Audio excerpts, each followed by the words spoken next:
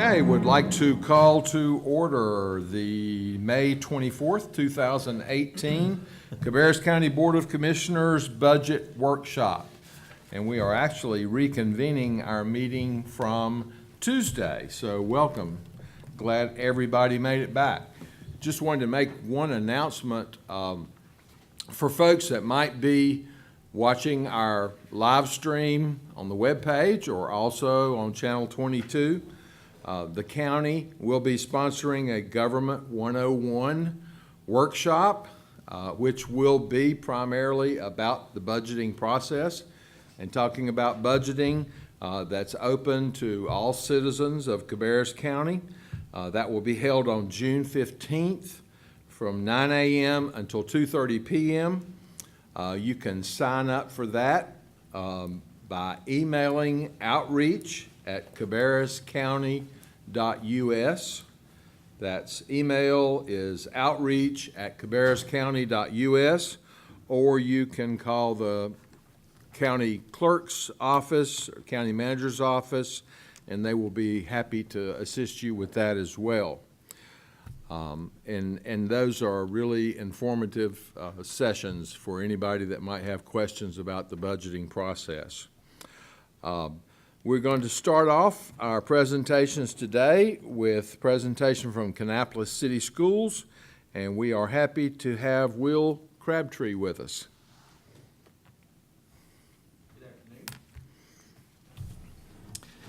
Dr. Buckwell will be joining us shortly, so when he comes in. But we'll go ahead and get started. First of all, I want to thank you all for giving us the opportunity to come present our needs to the county, and thank you for all the support that we've received in the past. I think we have a good partnership with the county and the county staff. We work well together, and hope to continue that in the future. So I will start off with our CIP needs over the next 5 years. And for us, CIP is $100,000 or more. Our big one, our number one request that we have in 2018 is to look at doing some repaving both in the student and bus parking lots at A.L. Brown High School, and repaving a parent drive at Fred L. Wilson Elementary School. The paving is in poor shape at both places. We're down to dirt in a lot of places. We have some sinkholes where I think we have some storm drain issues with under the parking lots. So that is a desperate need for us for the coming year. Also, we have a covered walkway between the two buildings at Kannapolis Middle School listed in the 2018 request.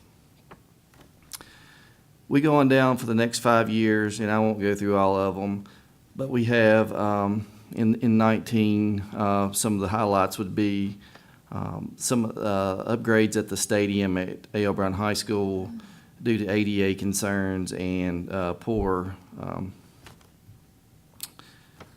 movement of stormwater there.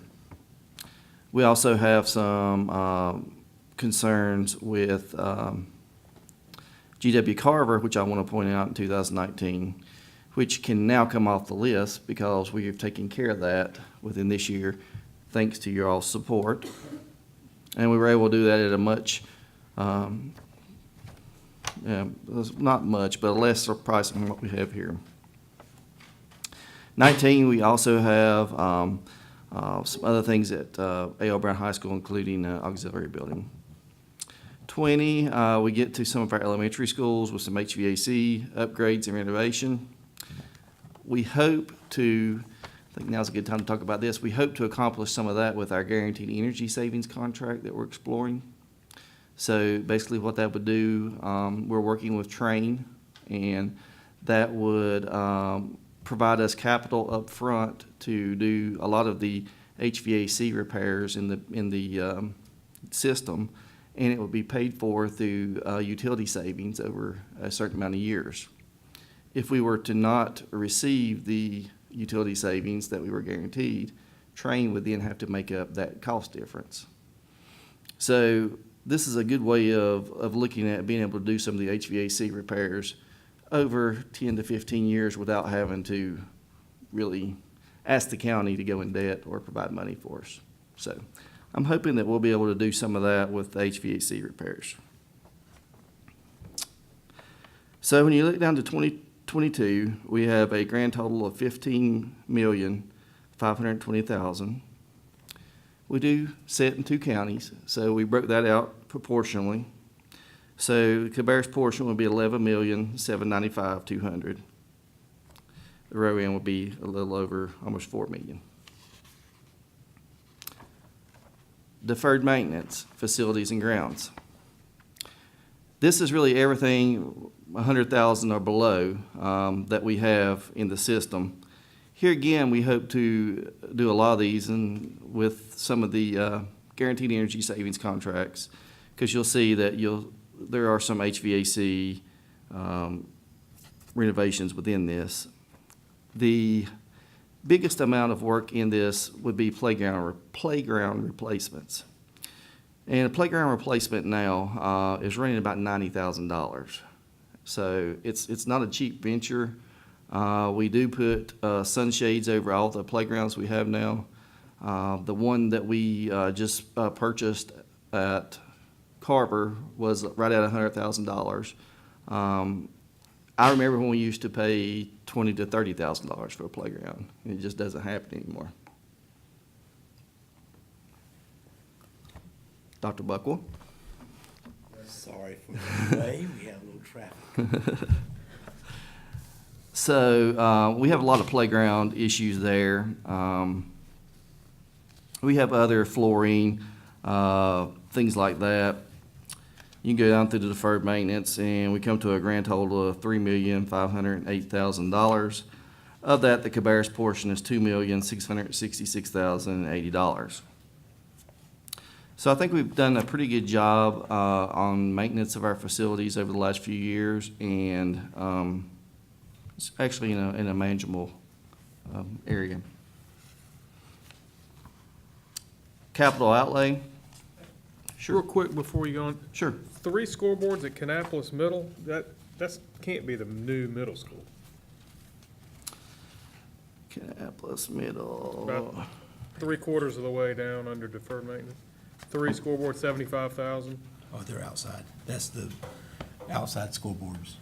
Yeah, I'm just trying to find it. New scoreboards, 3. Yeah, they're all the outside ones at the older middle school.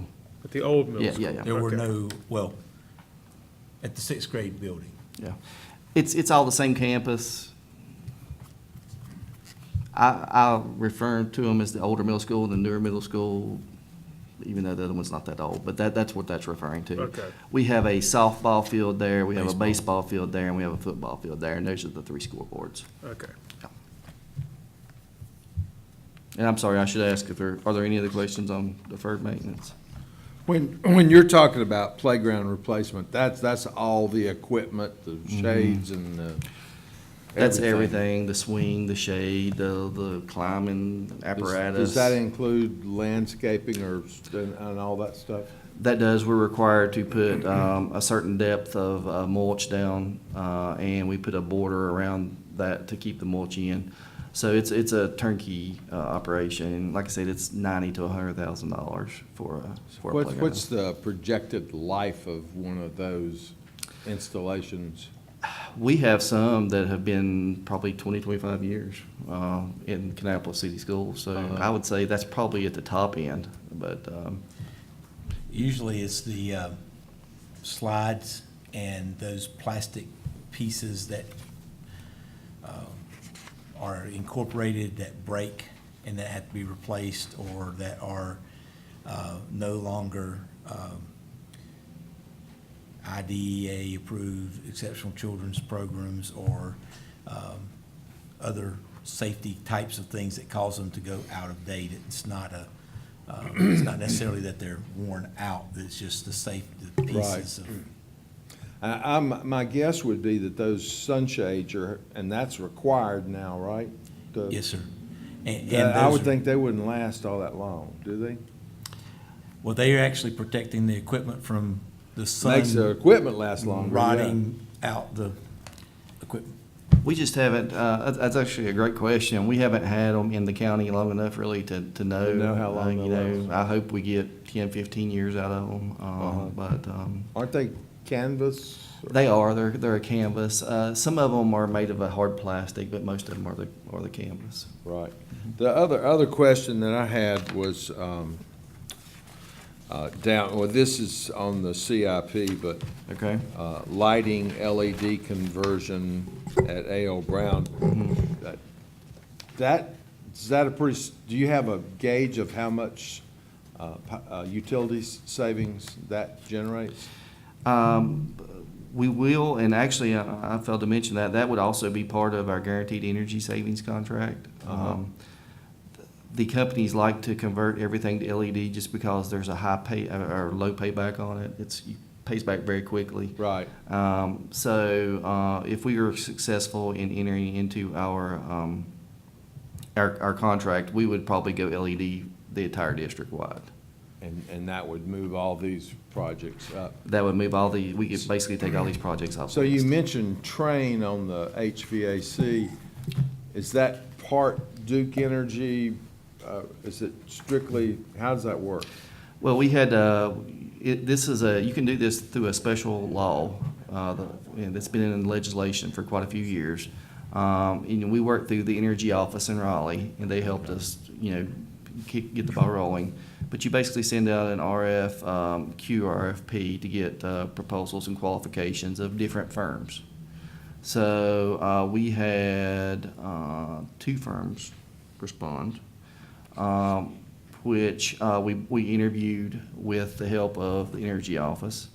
After and the 2 firms were Train and Amoresco.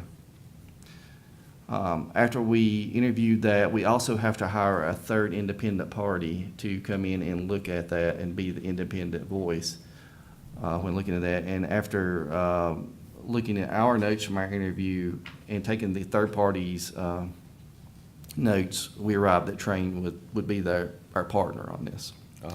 So I know they're famous for HVAC, but the energy savings branch of Train does everything. So they would do the LED They would do lighting? lighting. Really? They would do water conservation. Didn't know that. Yeah. Whatever building envelope. If you had a roof that was causing a lot of energy loss. We're getting close to being able to move forward with that, and they'll do what's called it's IGA. It's an in-depth grade audit of our entire district. So that's when I'll be able to see what the real savings would be from switching to LED. I know that's a long answer, but Sounds like a great opportunity. We think we can take some of the items off of this list that the county or the city district Right. wouldn't be responsible for, put it on that, and it ends up being part of what you would have paid year over year over year over Right. year on your, we're always looking for grant opportunities or ideas like this to accomplish those things without having to come ask the county for that funding. We love that. So we're trying. Great, thank you.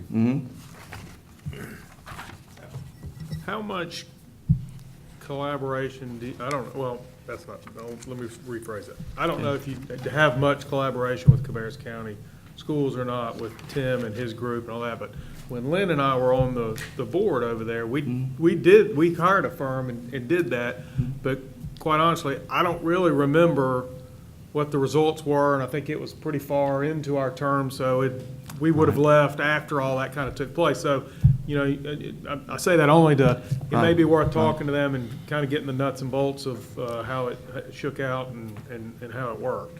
Yeah, I work pretty close with them, probably closer with Chuck Taylor in the maintenance department. But I don't think that they decided to go forward with it in the end.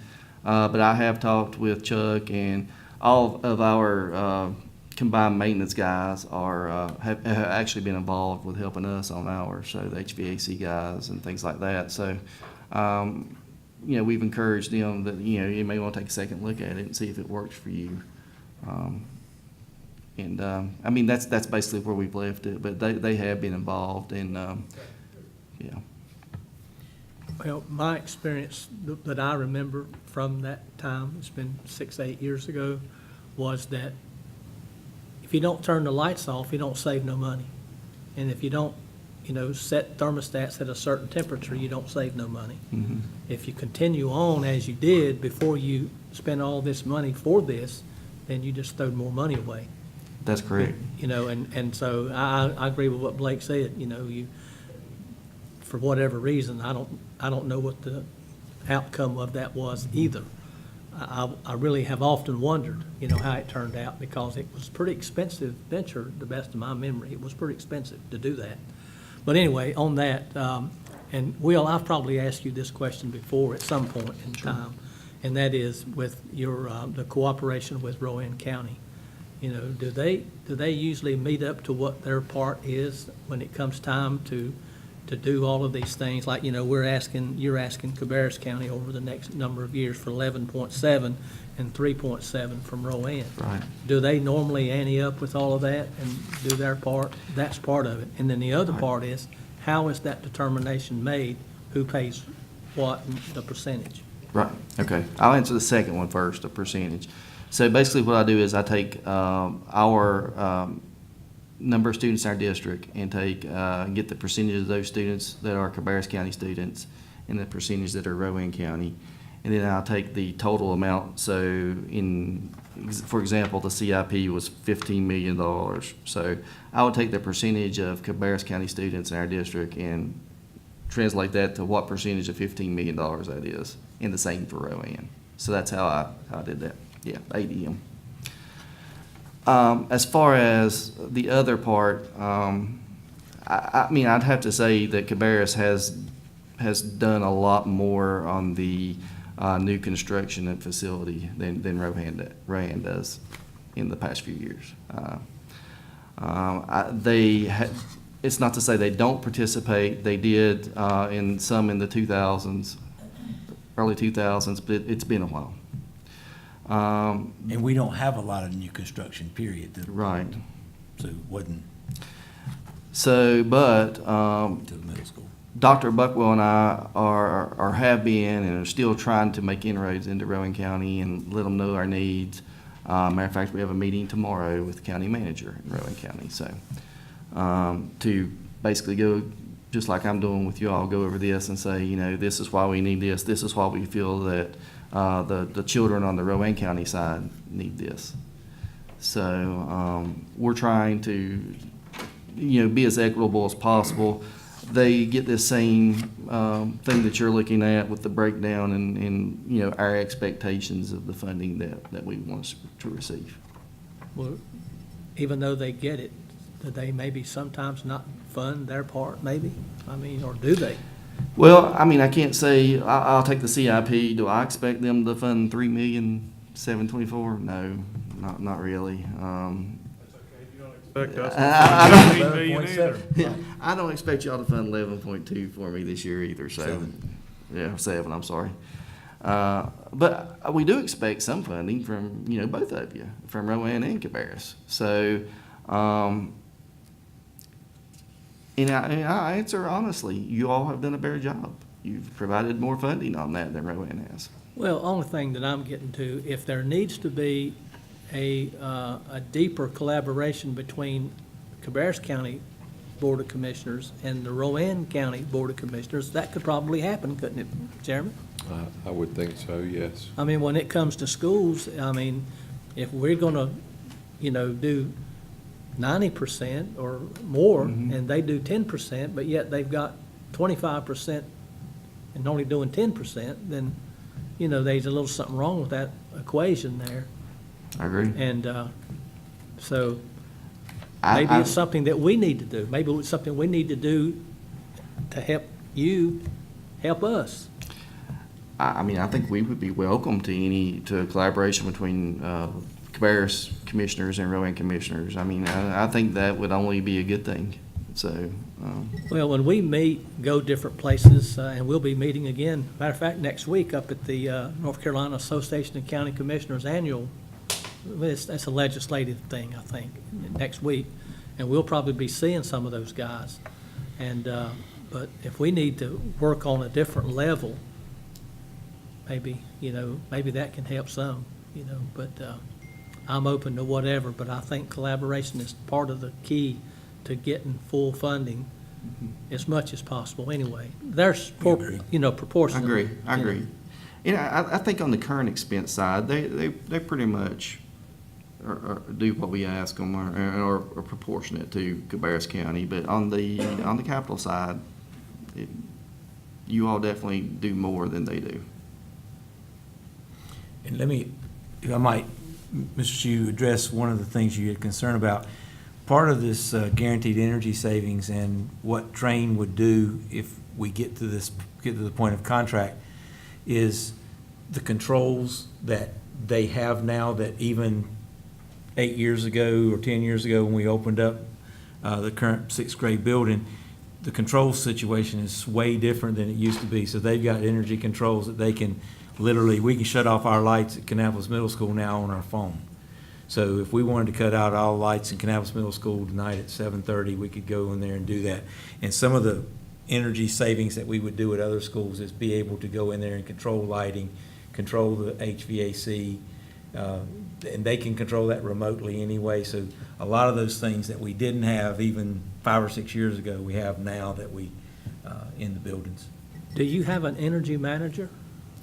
We share the one with Cabarrus County Schools. Okay, His name's Lynn Ritchie. Yeah, because I knew that we had an energy manager, just like they did in Rowan, because that's where we got connected with the Rowan County school system.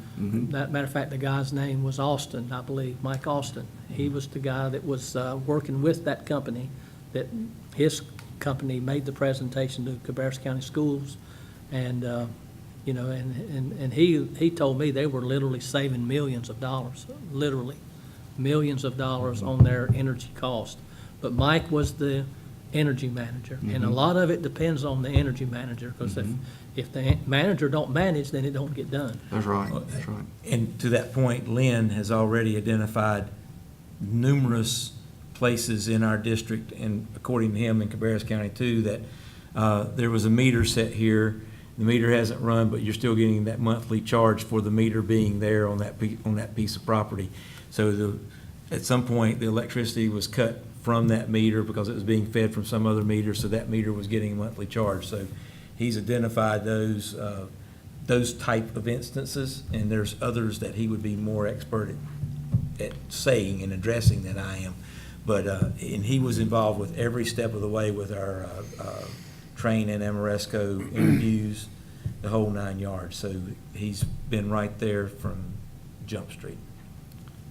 So, yeah, and he's the one who would monitor. He monitors our rate structure, especially for Duke Energy, to make sure that we're on the correct rate structure and it's not costing us more money than it should.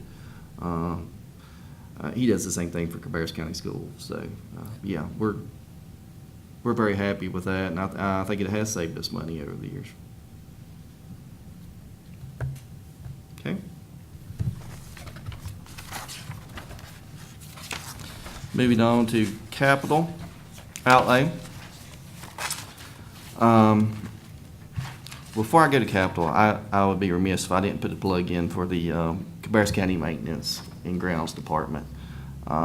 They do a fantastic job, and I know that sometimes they don't have all the resources, all the people they need. So I would just like to, ask that that also be looked at, even though it's not a part of my budget. It does reflect, or they do maintain our schools. So I just want to put in a good word for them, and I know that they could use some expansion help, some more employees. So I don't want to let that slide by without saying that.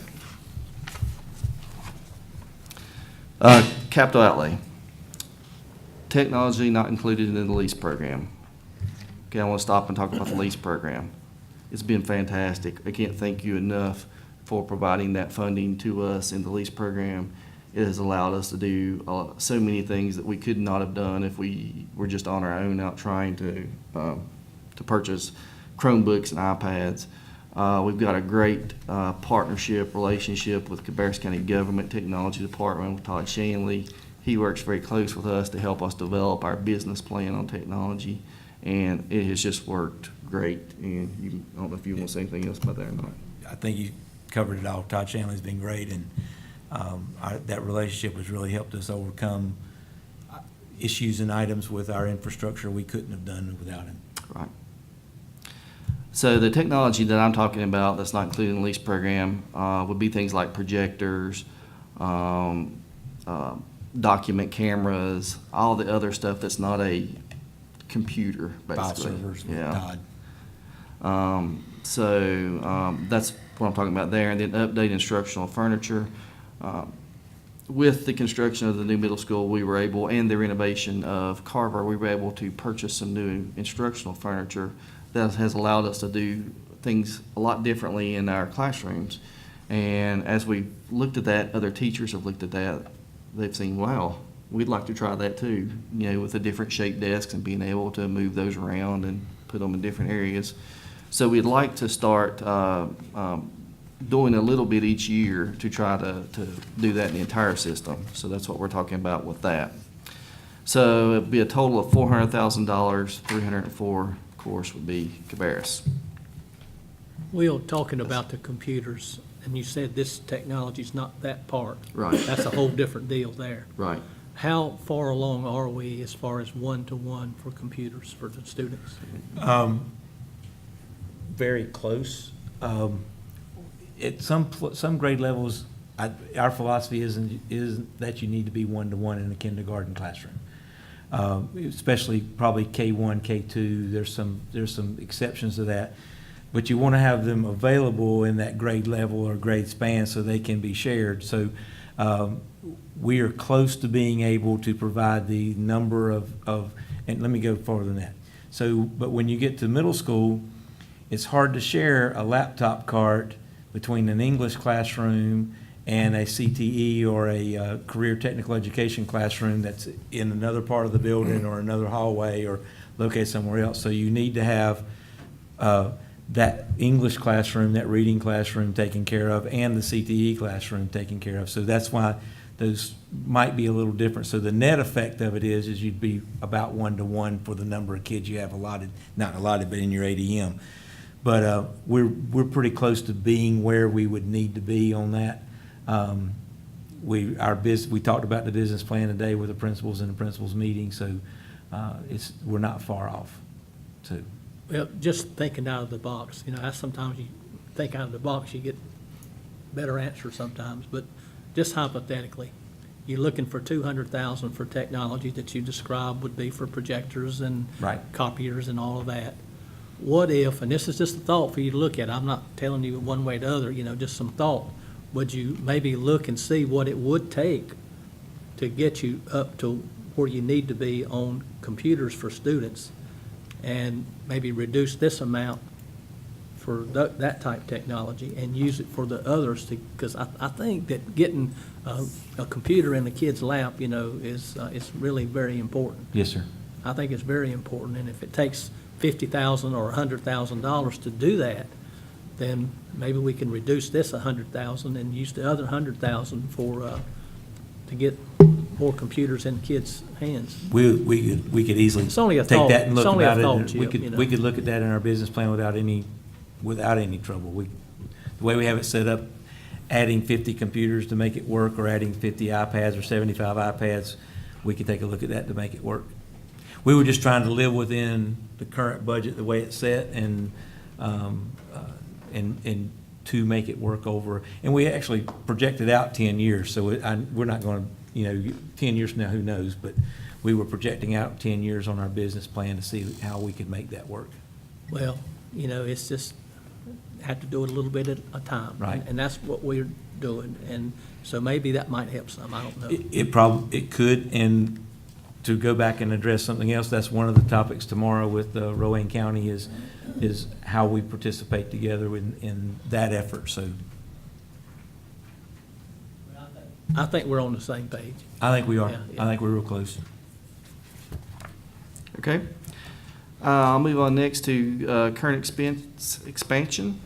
We work with our principals and teachers and other staff in the schools to work through a budget process to come up with the expansion items for the new year. So this was a district-wide initiative, and this is what came out of that discussion.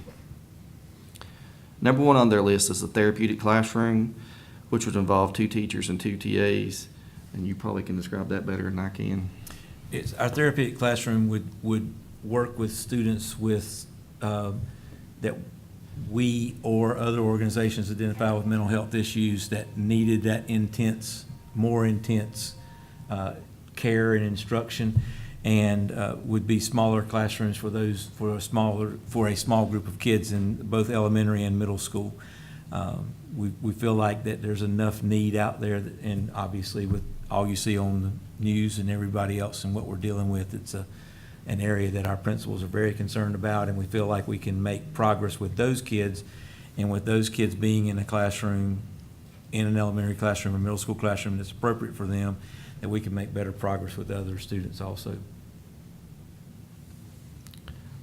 Next on that list would be increased pay scale for non-certified, and I know now next year that will go on continuation. Correct, Pam? Okay, yeah. But I'll go ahead and talk about it now. We would like to increase our scale for non-certified. We are way behind our neighboring districts, both Rowan and Cabarrus County, as far as non-certified pay. And non-certified would be teacher assistants, clerical positions, bus drivers, custodians, and school nutrition. So we would like to do something to address that and at least get closer to our neighbors. 3 would be program enhancement teachers. And when I say program enhancement teacher, it really could be any teacher. It could be a PE teacher, it could be an art teacher, but it could also be a science teacher or a math teacher. It's just basically teachers that we need across the district to address any issue that might come up.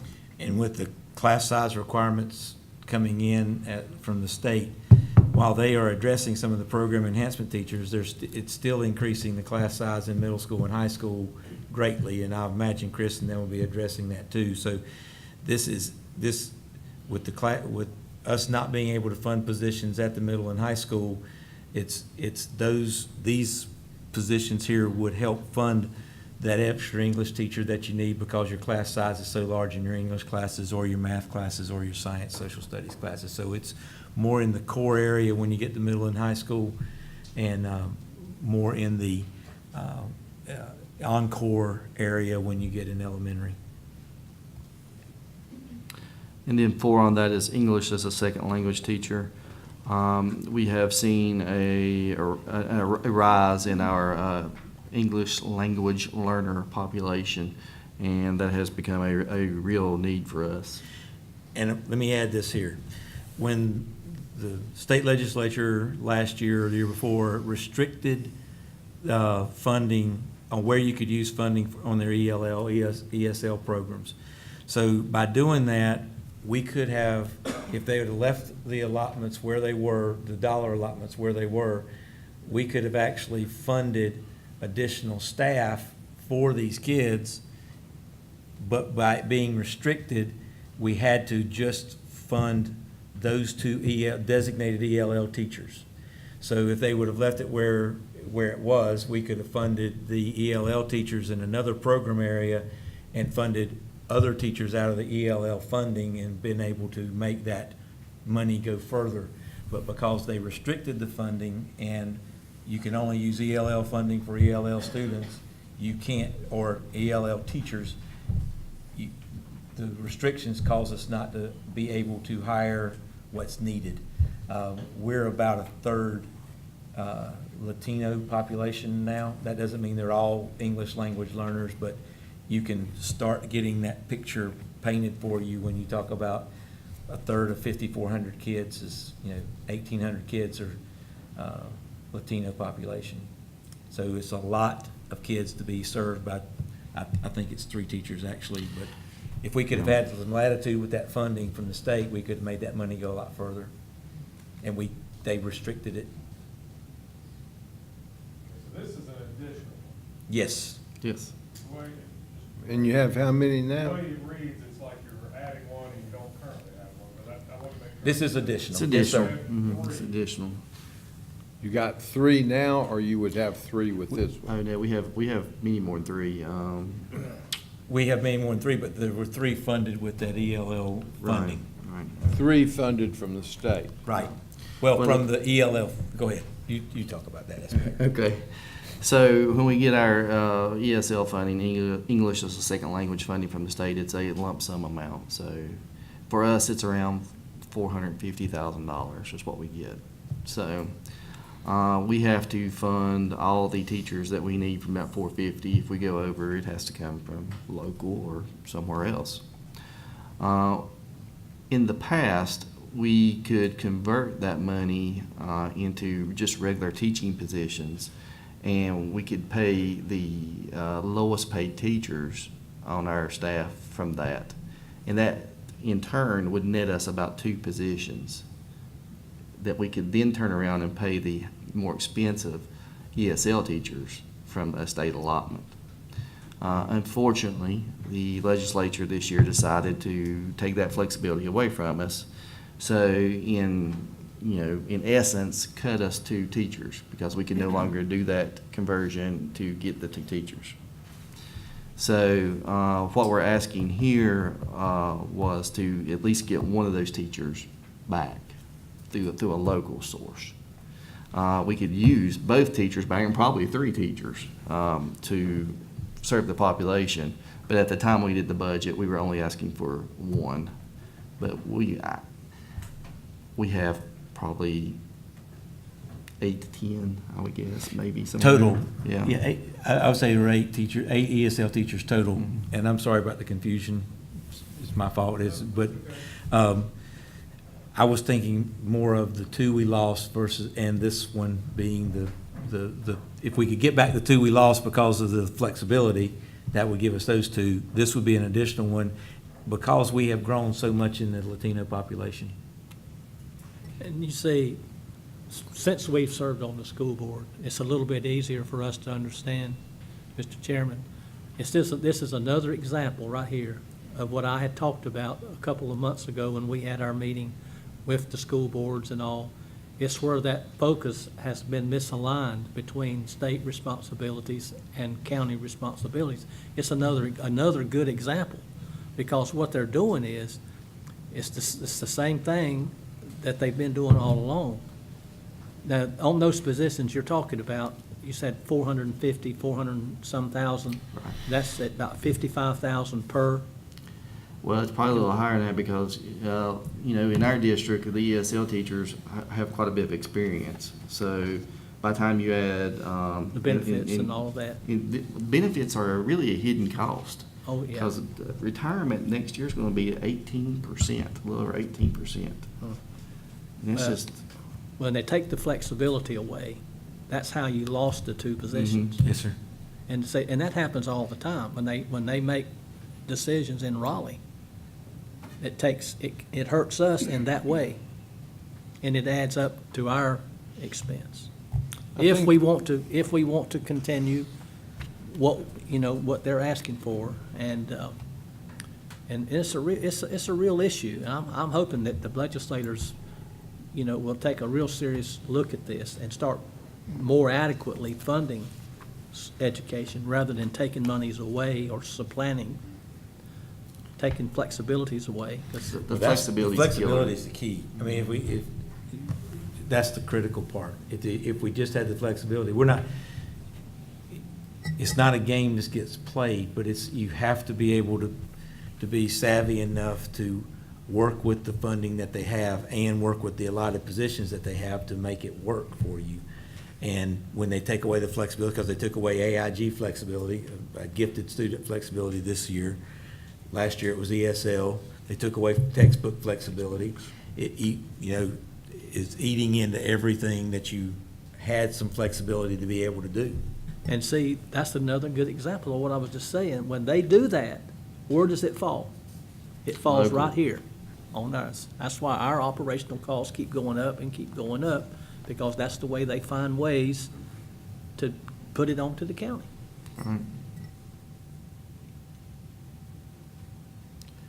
So current expense expansion as a total of 640,000. Cabarrus would be 486 for that. So continuation. We have a software subscription lease, and we Leases. Leases, correct. This could be anything from instructional software to operational software to any software across the district. And we have started talking and working with Todd Shanley from Cabarrus Gov to hopefully try to develop a business plan, much like we have with the hardware, to address that. But it is a big chunk of money that we really don't have a dedicated funding source for, so that's why it's number one. Number two, increase the mowing contract. Our long-term, mowing contractor retired this year, and we had to bid that out. And the low bid that we received, it would require $31,500 more than what we get now to pay for. So that's what that's for. Hospitalization, retirement increases, those are, as I said, go up every year. Benefits is just a huge burden upon school districts. When you look at retirement and FICA alone, which is Social Security tax, it's 25% of a person's salary. So for everyone you pay, basically it's a quarter more, and it just eats into the budget. And then supplements for state-added teachers. With the class size change, we will receive a few teachers this year from the state, hopefully, and we will need to increase the supplements for those. So a total of $530,358, of which Cabarrus's portion will be $403,072. Any other questions on budget Yeah, request? the mowing contract, how long is that contract? Contract's going to be for 3 years. 3 years. Mm-hmm.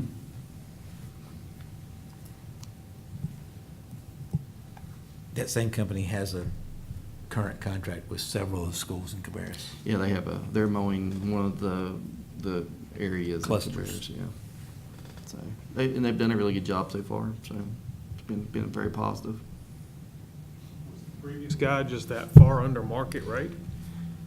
He was more than that. We had not asked for an increase. We were absorbing it. So he was, the new guy was right, is about 102, and the old contractor was about 92. So we had been absorbing about 20,000 of the cost. We just hadn't asked. Okay, additional questions? I want to mention a couple of things that you talked about, particularly the IT cooperation with the county department, as well as the shared maintenance with the two school systems. I think those are two good examples of some of the things that we're able to accomplish in Cabarrus County that save money for the taxpayers, provide a more efficient operation, which is always something I like to brag about when we're talking to other counties. And I'm always very surprised to find out that a lot of other counties would never be able to agree on that kind of collaboration. So that's something that I'll give you kudos and us kudos, both. We agree. Being able to do that. So, I mean, it serves everybody well, so we appreciate that very much. Okay, any other questions? Then we are only 2 minutes behind. Thank you all very much. Great, thank you. And now we will move on to a presentation from Rowan Cabarrus Community College. We're happy to have Dr. Carol Spalding, Janet Spriggs, and Jonathan Chamberlain.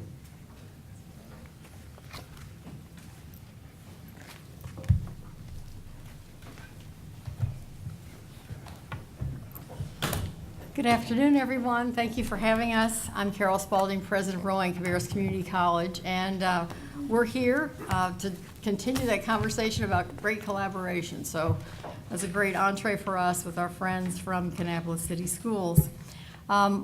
on the PowerPoint, and I think your viewers can see what our mission is in the community college, but I did want to reiterate this mission because a lot of people don't understand what community colleges do. There are 58 community colleges in the state of North Carolina, and we're the 9th largest. This year we've won another award as being the 4th most wired college in the United States, and we're really proud of that. And you'll see some of the awards that we've won throughout this presentation, especially one that's exemplified by a student. So we have lots to share. Our vision is building sustainable futures through the power of learning, which I think is really key. And of course, we are the only public higher education provider in our two-county area, and we really are specialists in workforce development. So our strategic plan for the current year is on the screen, and people can go to our website and look at that and all of our goals and objectives and our new annual report, which we were able to share through the mail to many people, and it's available there. And they can see the kinds of things that we're doing and the work that we're doing to try and serve this community even better. So a lot of what we're doing is focusing on careers and opportunities for students. Our enrollment is slightly up. That's unusual for community colleges in the country right now because full employment usually brings usually takes students out of education and puts them in the workforce. But through our recruiting and our work with the high schools in both counties, we have been able to keep our enrollment up and serve more students. So we're very proud of that. In fact, on Friday, we graduated. Our graduates received 1,445 degrees, diplomas, and certificates at our graduation on Friday, and 191 students received their adult high school equivalency diplomas, and so we're extraordinarily happy about that. We recently saw a presentation, in this case it dealt with Rowan County, where one of the indicators was that the achievement of AA degrees was up in Rowan County significantly. And so we know that our students are coming and they're getting these degrees and going off and becoming successful. We think that's very important. But we also shared last year that Cabarrus County has more students than Rowan County now. That continues to be true. And we have a subdivision underneath there where you can see that most of those are in Concord and Kannapolis. But because we have 3 campuses here and multi-sites, we're able to serve a significant number of students in this county, as well as having a very robust online program. So we have done as much, we have 9 programs completely online. So we have a lot of modern facilities. We're able to serve students in all kinds of capacities. We're thrilled that our impact is making a difference in terms of money in the community. The North Carolina community colleges are solid investments, and we know that our particular community college has added $234 million a year annually because of that increment between what the students would have gotten with employment before a degree and after a degree. So that continues to make a big difference. And so I want to introduce our Chief Operating Officer and previously the Business Officer to talk about money and students now, Dr. Janet Spriggs. Thank you, Dr. Spalding. I want to add to what Dr. Spalding just shared about the $234 million that's added to the economy by our graduates, and let you know that we also have received some new information from EMSI. A year ago, we presented to you a slide that said that for every $1 spent on education, $4.10 was returned to the economy.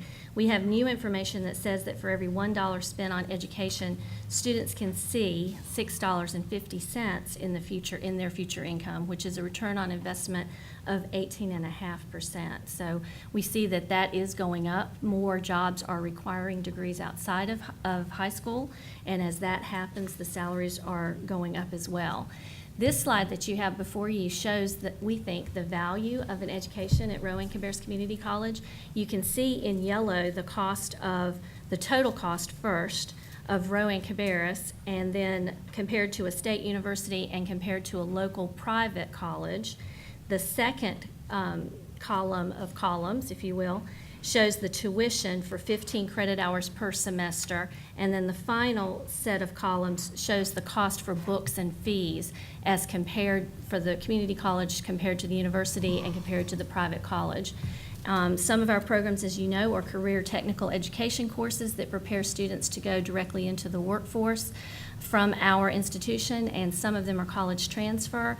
We have the same standards for our college transfer classes as the universities and the private college that you see here, but at a much lower cost, so we're very proud of that. And then next, one of the favorite parts of my job is getting to talk about our students and share some of the success stories. We think it's important for you to be able to see and hear a little bit about the return on investment for the county's dollars. So I have just very quickly 4 students that I'd like to highlight for you. The first one is Liana Walker, and many of you will know Liana. She has served this past year as our SGA president. Liana, about 2 years ago exactly, graduated from high school. She has a twin sister, and her twin sister immediately applied to Appalachian State University, but Liana didn't feel quite ready to go to college yet. She just felt like she needed a little bit more time to decide exactly what her path was going to be, and she didn't want to leave home. So she came to Rowan-Cabarrus Community College really in search of what she wanted to be when she grew up, and to be prepared to go to the university and to move forward. And she has just flourished there. This past year, she served as our SGA president. She was the speaker at graduation on Friday, so any of you that were there and heard her speak, she is always such an inspiration. Last year at our convocation, we all had to talk after Liana, and that was a bad decision because she had everyone in tears and was just obviously the star for the faculty and staff. She now has graduated and has decided through her work at the community college as an SGA president and through the Leadership Academy, she has won state awards for her work in the State Student Government Association, and she's going to major in communications at Appalachian State, so she'll be joining her twin sister there in the fall, and we're just extremely proud of Liana. The second student that I'd like to highlight is really just an amazing success story. This is John Thomas Henson. He lives in Cabarrus County and works at S&D Coffee. JT, as he's known, was a part of our initial e-text pilot at the college, and he was in the English 111 class. He's a student who has disabilities. He's hearing impaired and he is dyslexic. He is also a 24-hour truck driver at S&D Coffee, and he needed flexibility in his courses so that he would be able to continue to work full-time in that job and get his degree. We think that JT is a prime example of our Rowan-Cabarrus Community College student. He graduated on Friday, walked across the stage with a business administration degree, and he transferred to UNCG in the spring. He had actually finished his credits with us in the fall. He just graduated on Friday. He was born and raised in Mount Pleasant, and he's now utilizing the technology that he learned with us at Rowan-Cabarrus in his job at S&D by designing technology platforms to help the company with where they park their trucks and their fuel efficiency models. And we are told that after his plan was put in place at S&D, S&D is now in the top 10 nationally for fuel efficiency in their trucks.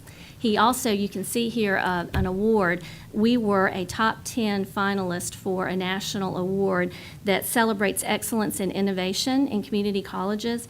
It was called the Bellwether Award. And so Dr. Spalding and our chair, Chip Short, along with other faculty members, were privileged to be able to take JT with them, and he made an amazing presentation to that committee as well. And so we're just very proud of what he does, what he has been able to accomplish. The next student is Dawn Evans, and Dawn also was a member of our Student Government Association. She was the secretary and she was the president, and she obtained multiple degrees while she was with us. She had business degrees, she had associate degrees that transfer. She started the science club when she was with us. And now she is a business owner. She opened up Editions Coffee Shop and Used Bookstore. It's in the heart of Kannapolis in Cabarrus County. I don't know if you've had the opportunity to meet Dawn or to try Editions Coffee Shop, but it's really a great idea. It's pretty much a consignment used bookstore and coffee shop with pastries and just a really wonderful environment right in the heart of the village in Kannapolis.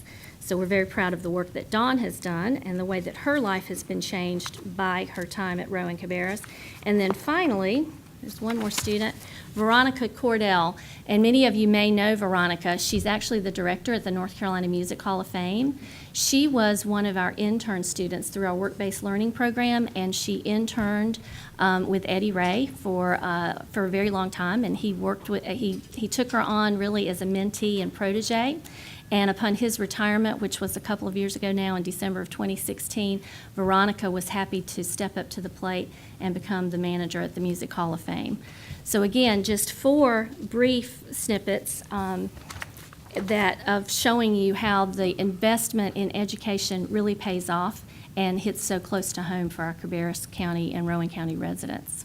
And I will turn it back over to Dr. Thank Spalding. you. We're going to talk about facilities now and do an update. I think many people know about the Cabarrus Business and Technology Center, but they may not know that the new Early College of Technology, which is pictured at the bottom, is now approaching its 3rd year. So that's been a very good relationship so far, and we will start seeing students taking college credit courses in the building that we currently have that's rich with IT. And we also expect that these students will go right into the Advanced Technology Center when it is completed in August of 2019. So this will be a nice way for those students to be able to learn a lot more in better facilities.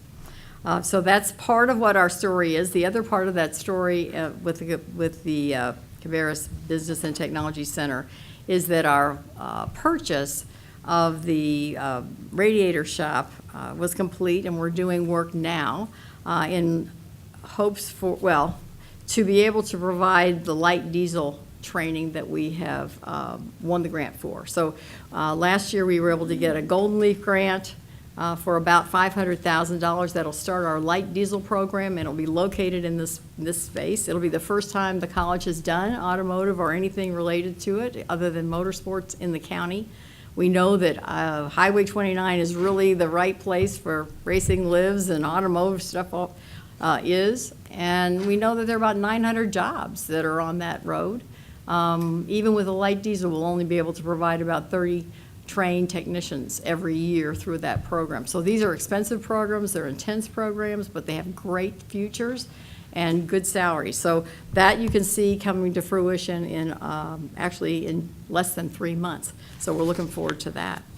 The Advanced Technology Center, if you've been in Kannapolis in the last month or so, you're going to see dirt moving there for this project. We are very thankful to the county for its bond issue and other support for a $17 million commitment to this. We were able to get the property donated by David Murdoch, but the investment for the $55,000 worth of 55,000 square feet of a facility is really the bond issue and the support of this group. So we are very, very thankful for that. We're excited about it, and we're looking forward to having students in there in August of 2019. Our final thank you, and I guess we're not really finished thanking, but the next slide will be our South Campus land expansion, which was a really big and important achievement for last year. We're almost to the point of having a closing. We're very, very close. But it was the commitment of the county to help the college more than double the land mass around the college. And so this gives us room to grow for the next 3 decades, and it keeps other things from encroaching upon our campus, and we're very, very happy to have that. So in the slide, you'll see that it's parcels 10, 11, and 12, and that is just significant. We're in a very good location on I-85 at exit 55. This is a very booming campus. It's very crowded. And so we'll look forward to seeing it expand and serve the future needs of this county now that we're prepared with that land. So thank you again for that investment. At this point, we want to talk about our requests for this year, and I'm going to introduce Jonathan Chamberlain, our Chief Officer of College Environment, for those remarks. Great. Thank you, Dr. Spalding. County staff requested our capital priorities. I believe it was early in this year, in 2018. We advanced 2 particular projects. The first is the re-roof of our Building 2000 at South Campus. That building is approaching 20 years old.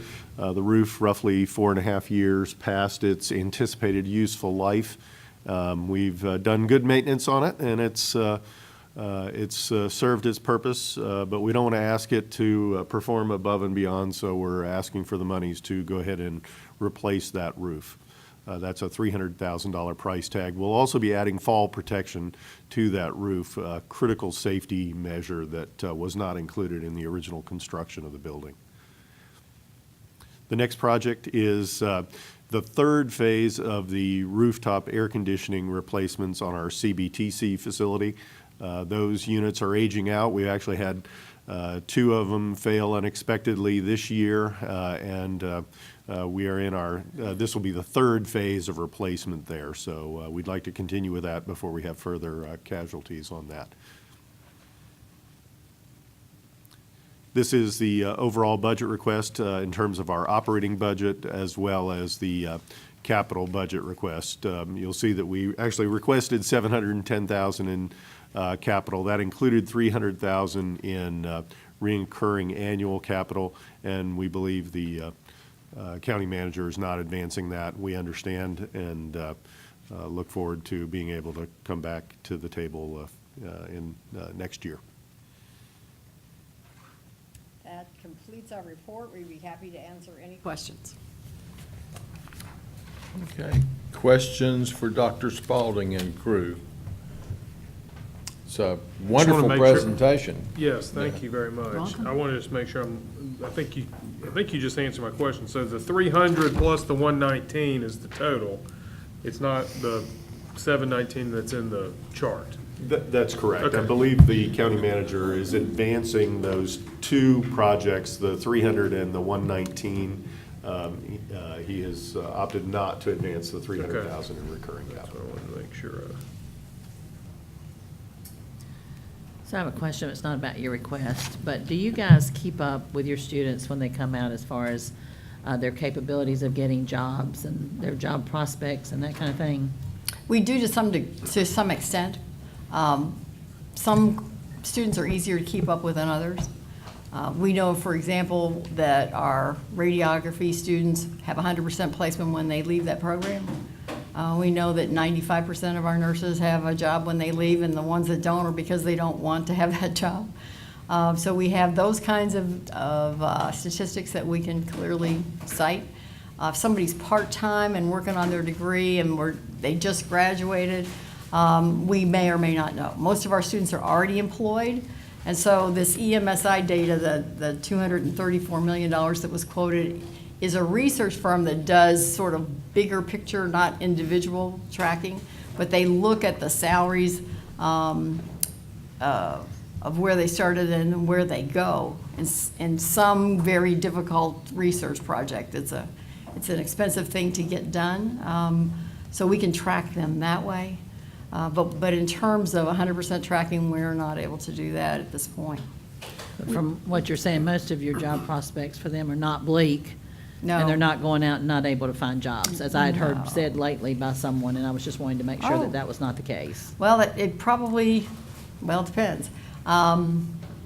If you're one of our associate and applied arts, which are programs that are get you job ready, you should be able to find a job. If you are in a transfer program and you are leaving us after the first 2 years of a general education, you may not be able to because you won't have specific job skills. So it depends. And some people choose not to go into workforce too. It just depends. So we've been worried and working on what programs we should be providing for the future. And so this last year, we have opened our occupational therapy assistant program, and this August, we will open our physical therapy assistant program because we had so much interest in those healthcare programs, and our nursing program was full. And so we've also increased the size of our nursing program by 50%. So I think we have the largest community college nursing program, fully accredited, with our registered nurse program, our licensed practical nurse program, and our certified nursing assistant program. So we are doing what we can to provide those jobs. We know that if you get those degrees, you can find employment that pays you a very good wage. So We're very much passionate about what we can offer and that we help students find a path to employment if that's what they want. And is that the college's decision on how many students you can take, or does that have to get approved through something? It gets approved through everything. So yes, all of these professions have their own accrediting bodies, so we have to apply, we have to pre-plan, and then we have to go through an accrediting process before we can open the door and admit the first student. And then they come back every 5 years or every 10 years and check on us and see how we're doing. So, and then we get feedback right away about our testing. How do our students do on the first time test? And so we have an outstanding record there. So that's our feedback for how well we're doing. And so I think we've been doing well in those programs. We continue to do well in those programs, and we're very committed to it. Thank you. Carol, obviously, workforce development is a key ingredient of what you do there at the Yes. college. With the rapid growth in Cabarrus County, new businesses, new entities coming in, how has that affected the request to Rowan to help them with workforce development? Well, we're closely connected to the Economic Development Commission and also to new job recruitment and business recruitment in, Kannapolis and this county and Rowan County as well. And so we do a lot of customized training. Those requests have gone up. We also are doing a very interesting program called the Manufacturing Institute, which you may or may not have heard about. But that's a story in and of itself. It's 40 employers who are banding together to get trained people who can do a myriad of skills for manufacturing.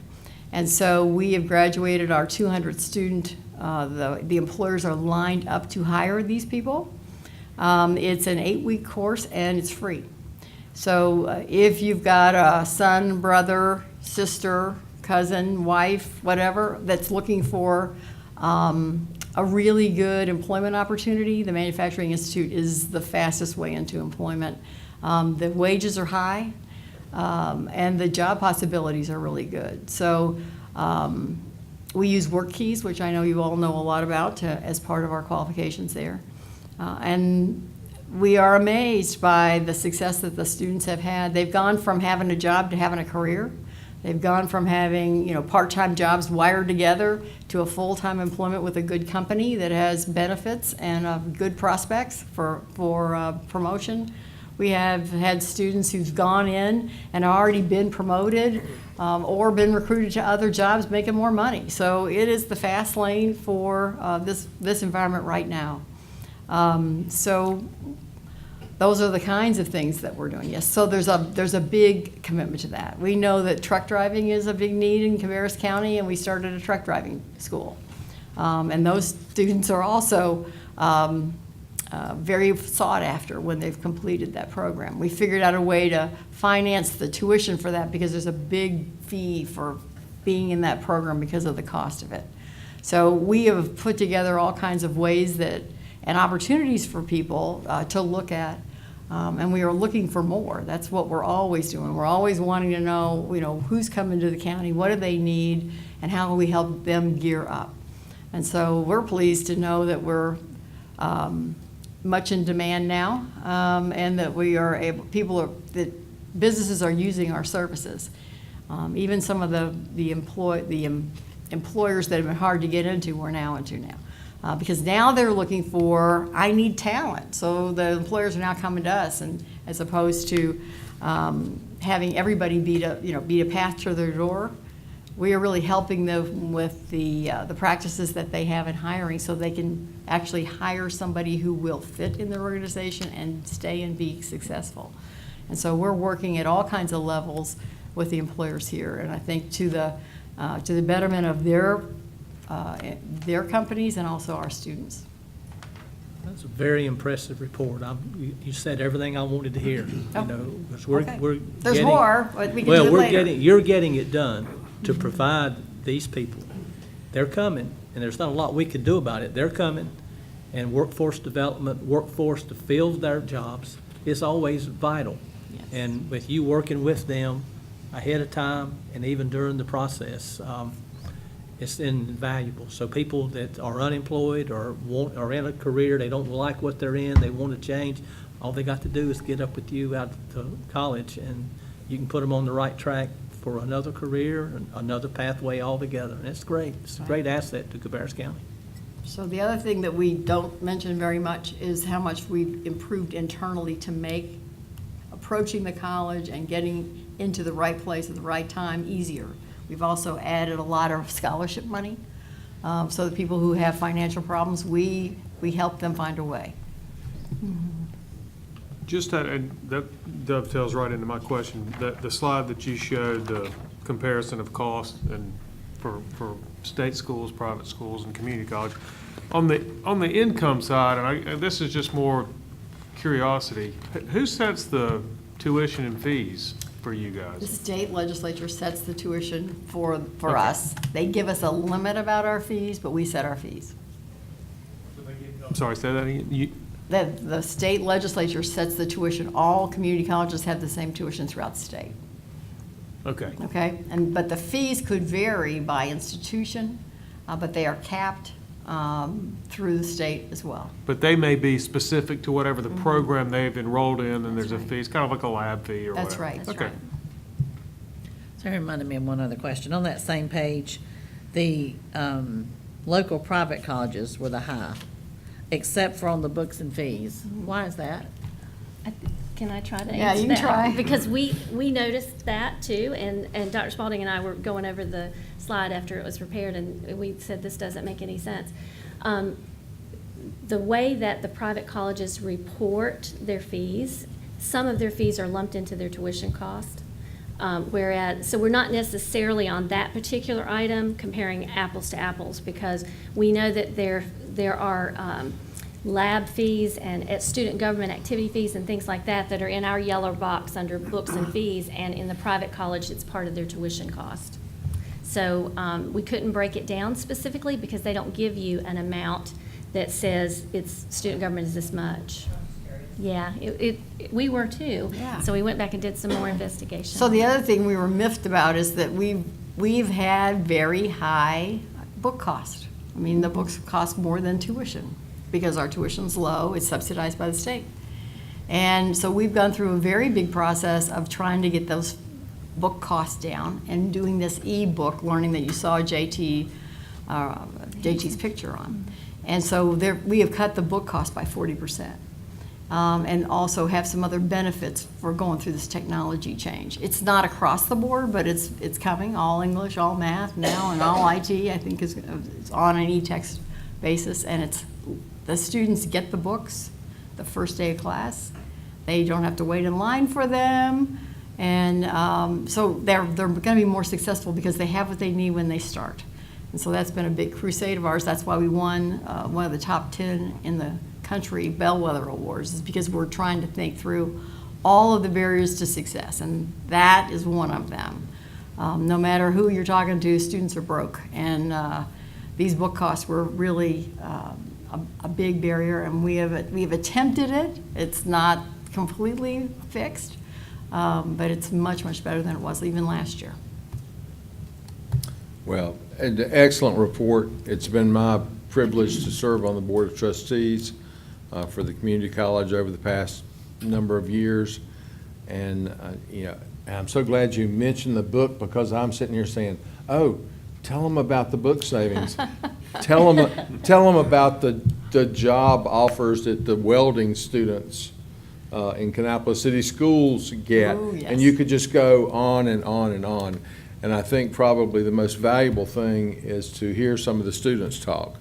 And if you have an opportunity to attend one of the graduation ceremonies and hear the students involved there, as well as talk to some on the side, it's pretty incredible, some of the things that are happening. Also, when I have an opportunity to visit with local industries, that is typically a question that I ask. Do you have a relationship with Rowan Cabarrus Community College? And the answers that I receive most frequently is yes, and it is working out wonderfully for us.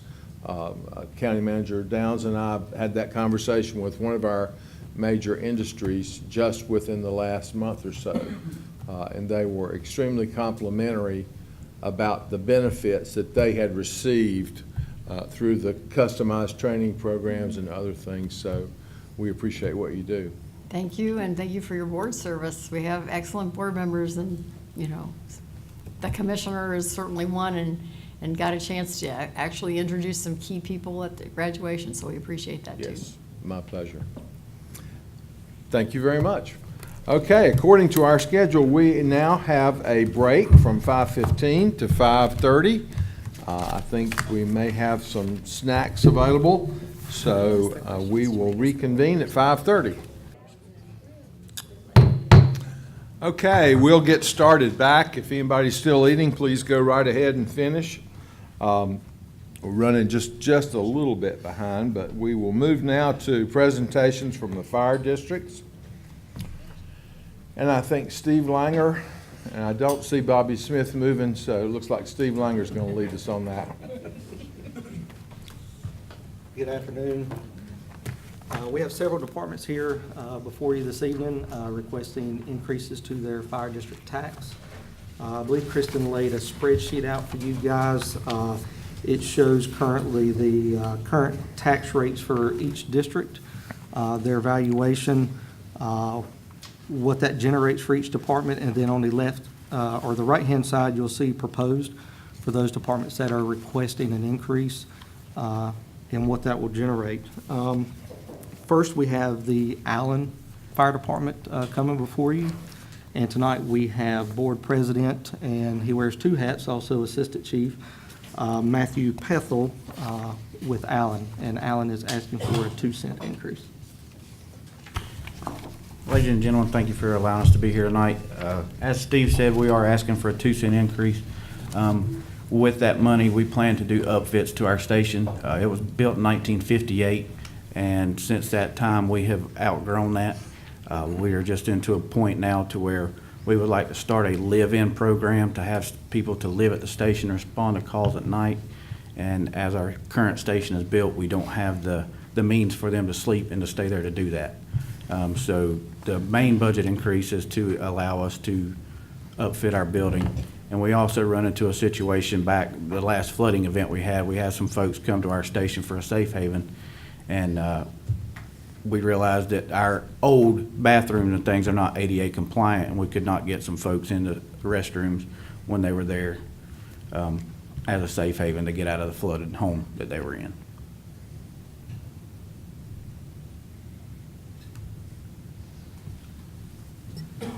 That fire department's got a basement, I believe, is that right? Only on the far right-hand side under the offices, yes, sir.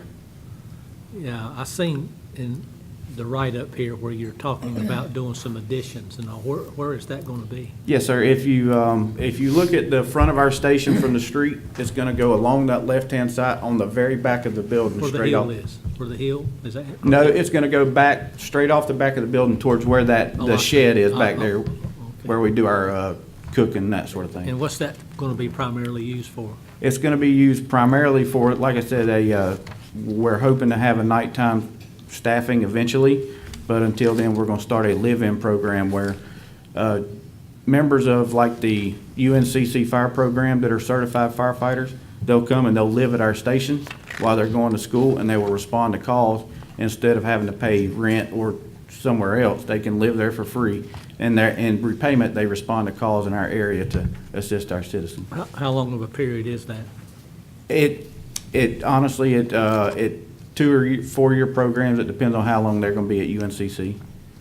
So they could possibly be living at the fire department that long? Yes, sir. Okay, thank you. So, and it might be in this data, but since we just got it and I really haven't had time to look through it, how much would that increase generate a year? It is roughly $103,000 for the 2-cent increase. And then, how much is it for your live-in program? The live-in program itself won't cost anything more than the extra power and that sort of thing that they generate from being there 24 hours a day. The biggest cost, like I said, is the upfit of the building. Right, which that runs how much? We've got 4 bids so far, and they range anywhere from $300,000 to $360,000 How many to square upfit. feet? Tell them how many square feet you're going to add on. We're planning to add, it was right at 2,400 square feet. It's going to have 8 bedrooms and 2 more bathrooms that are fully ADA compliant.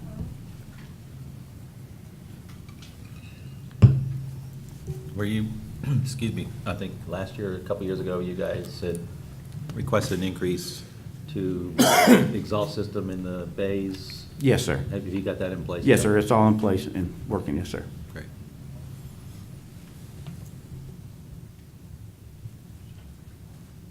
Okay, additional questions for Alan's? And we do have a whole bunch of figures here that we're trying to interpret, and we will. Okay, well, thank you very much. Thank you. Next up, we have the City of Concord. I asked Chief Ray Allen to come up. The City of Concord covers our 2 districts, actually. We have the Concord Rural as well as the Old Jackson Park District that they cover. And so the City of Concord, I believe, came before you last year and did a phased-in plan on their tax increase request for those 2 districts. So we'll turn it over to Chief Allen. Thank you. Thank you, Board Commissioners, and Mr. Downs. I'm going to do my part to try and get you back on schedule here. In your packet, I've got some information. It's basically the same information I shared with you last year, which covers the history of the fire district, the City of Concord's contracts with rural fire districts. Talks a little bit about our staffing and number of stations we have, our current operational budget, and it talks about the areas that we cover for you. In fact, I think there's a map included that outlines some of those areas.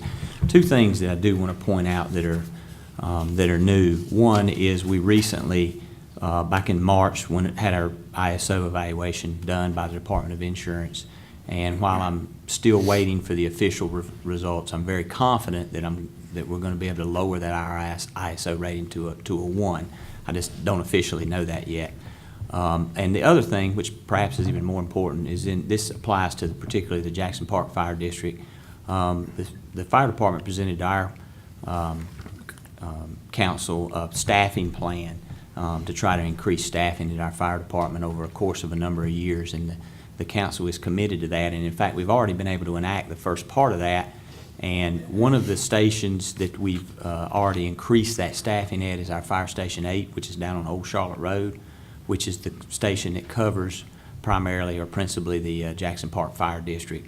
And part of the reason that we chose that station to be one of the first to staff with some, or add some additional staffing to, was the considerations for that fire district. So that's generally all I got for you, unless you have any questions. As Steve mentioned, we're just trying to equalize the tax rate to make it equal to what the City of Concord residents are paying. And that increase for the Concord Rural, in case you're wondering, is about $12,000.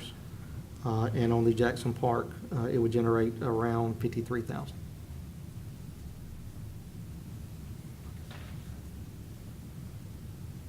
So that'll make it pretty much equitable now.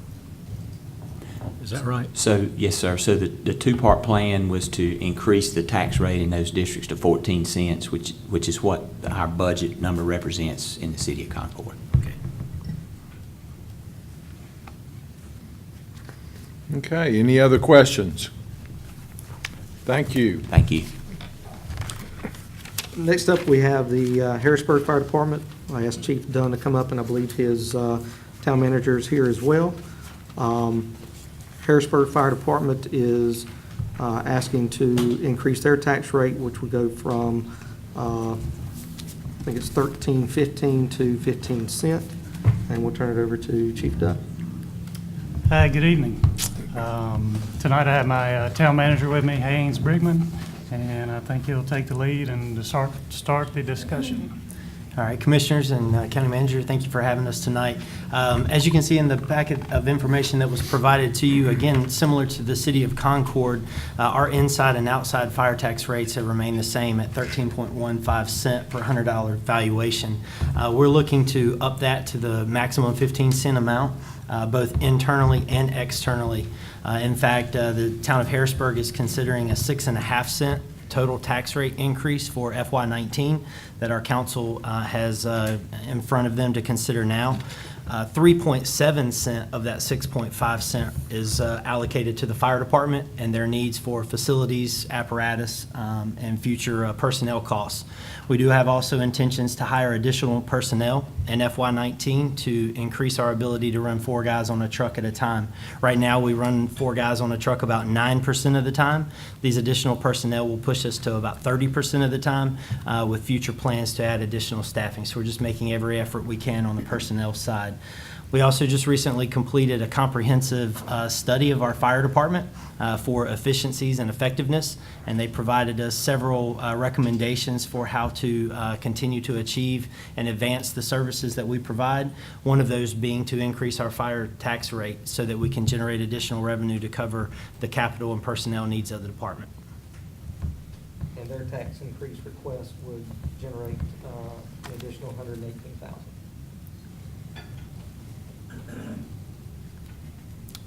So we'll entertain any questions. So would it be correct to say that if the rate remained what it is now, residents within the city limits would actually be subsidizing the services outside the city limits? Is that accurate? It's actually more than accurate. So we're looking at, again, of that 6.5 cent we're considering inside, 3.7 cent of that is going to be allocated to the fire department, where externally we can only add an additional 1.85 cent to reach that maximum of 15 cents. So we're trying to keep those as equitable as possible, but unfortunately we've reached that threshold. Right. Okay, other questions? Okay, thank you very much. Thank y'all. Next, we have the City of Kannapolis. We have Chief Ernie Hires here. Kannapolis also presented last year to you guys and proposed a phased-in approach for their tax increase request for the Kannapolis Rural Fire District. Great. And Ray said he was going to catch you guys up, but I'm going to even catch you up more, because you guys know how much I like to speak. Anyway, so the first, I just have a couple of slides. I guess you can't lean forward. The first slide. I think we have a short there. That's been You doing sure? that all You sure it's night. not- okay, good. Anyway, the first slide just shows our rural district, which is the area in orange. Thank you. And then the little history of the rural district. We started in '99. This is the same slide from last year. And you already have this. This is the cost of what all the districts is charging it now. Our budget this year is about $7.4 million. City residents pay 13 cents.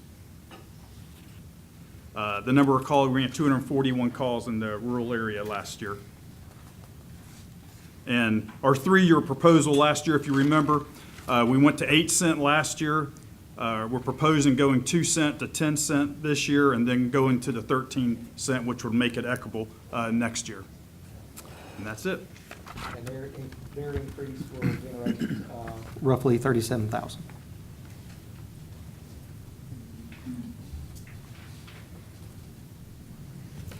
Okay, any questions? This is a question, I guess, about all the different areas. I'm sure you know somewhere the number of homes that you're talking about in each of these areas, because you're able to generate these numbers? Yeah, I mean, the tax office would probably have that, but I mean, we do know kind of what their estimated population is of the districts. And I'm sure, yeah, they would definitely have the total number of homes per district. We can get that to you. I would like to have that if I could. Thank you. We can get you population and the best we can on the homes as well. And just a ballpark. I mean, I'm just curious how many homes Sure. that is. One question on your calls for service. Yes, sir. the incident number you have there, does that include structural fires, grass fires, Includes automobile everything. accidents? That's everything? Everything, yes, sir. Everything? Everything. Okay, thank you. And I think our population, the area we cover, is a little bit less than 3,000 people.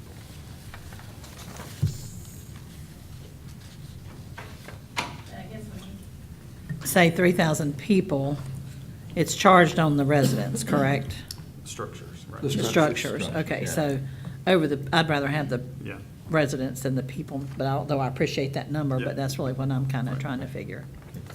Just curious. Okay, any other questions? Thank you. Thank you, sir. All right, next we have the Reimer Fire Department. We have Fire Chief David Gandy, as well as their board president, Kelly Ritchie.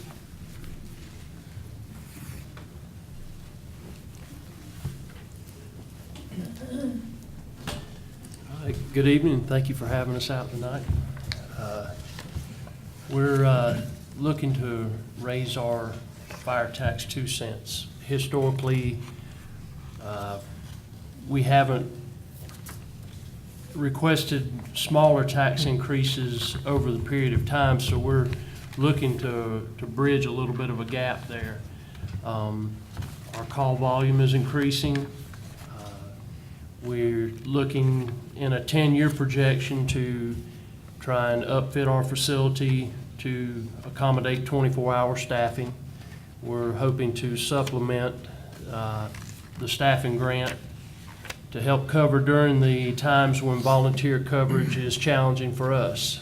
Back when we ran, less than 75 or 80 calls a year, it wasn't unusual for someone to call their primary employer and say, hey, we had a CPR, we had a structure fire, and they'd be excused from their primary employment. But now when we're running pretty much a call every day, it's becoming more challenging with that call volume. If you own a business in the Reimer community, you can't just flip the sign around and lock the door and go run a call. You won't be able to stay in business. And we don't have any second and third shift mill workers who are around during the daytime.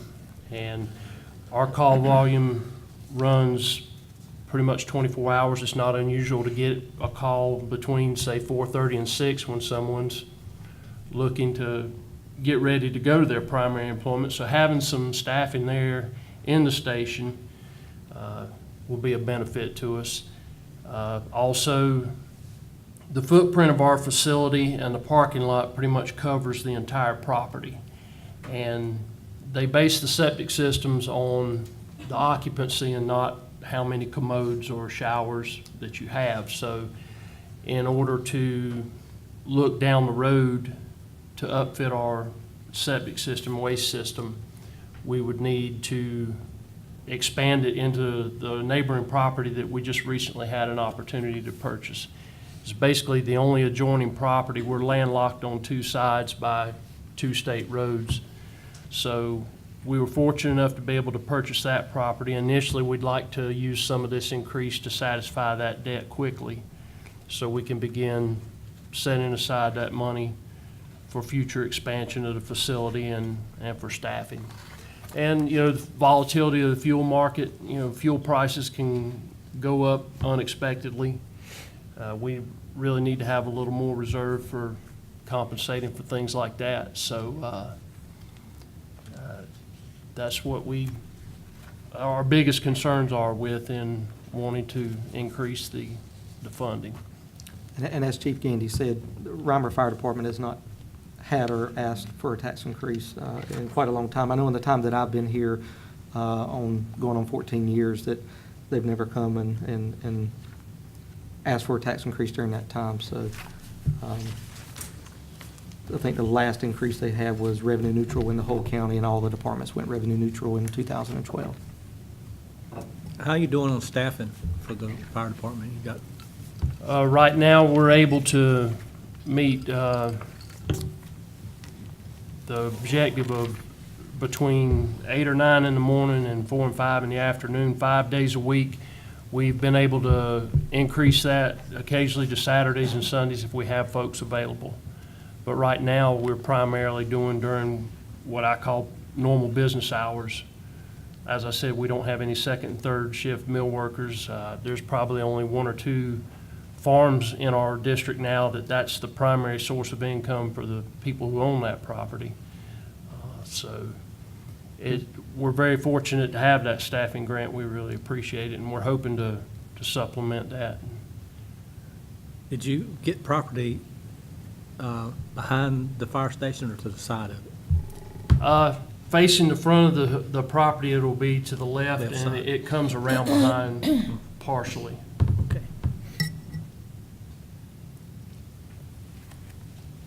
Okay, any other questions? All right, thank you very much. Thank you. Well, that is all the departments that we have for you tonight. Is there any other further questions we can answer for you guys? I think for the board, as you can see, there's more and more issues arising within our fire departments and more demand for services, harder to cover, need more money, need more individuals or firefighters. So I think it's prudent for us to really get serious in this next fiscal year to start looking at the existing study. Do we enhance it? Do we start all over?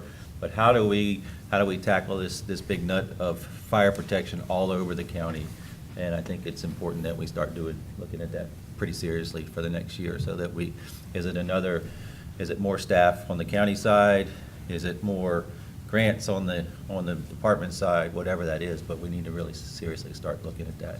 It's becoming more of an issue. And they're doing a fantastic job, but their resources are getting less and less and less. And as you can see, they're coming back in and requesting additional taxes. So, Do we have any data from the station that we have out on 49, how much usage is getting? yes, we can get that for you. I mean, you know, we've been Yeah. funding that for a couple of years now, and I Yeah, just definitely. wonder, I can what get kind you- of bang for the buck are we getting? Would it be better to continue on doing that, or some other method of? Yeah, and that's why we need to start looking staff-wise. Bobby and Steve, they had requested to add another brigade this year, but we wanted to look at it a little bit longer, and if it comes up, if the plan gets done, we may come back to you if the funds permit, maybe mid-year or something like that, to even entertain that. But first, we wanted to go out and feel the pulse out there of the other departments as well, again, so.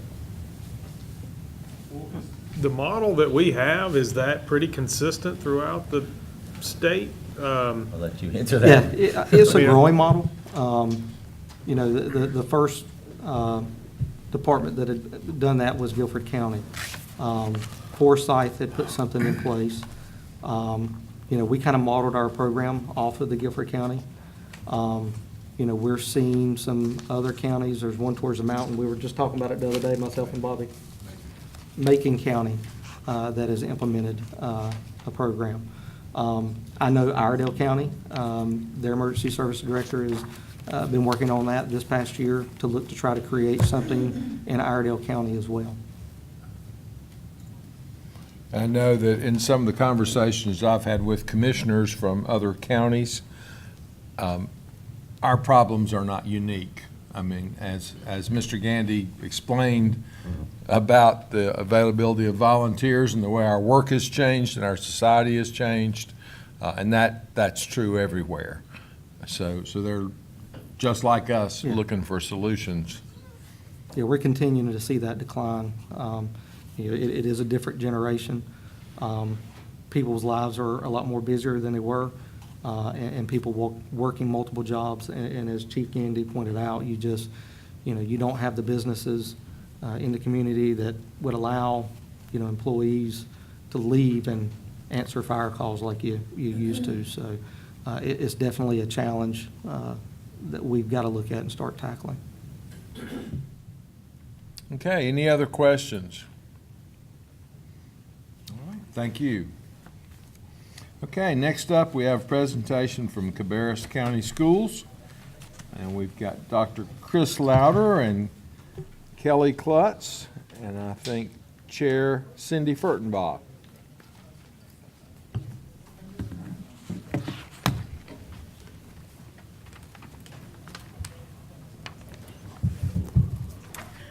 Good evening, and thank you for having us.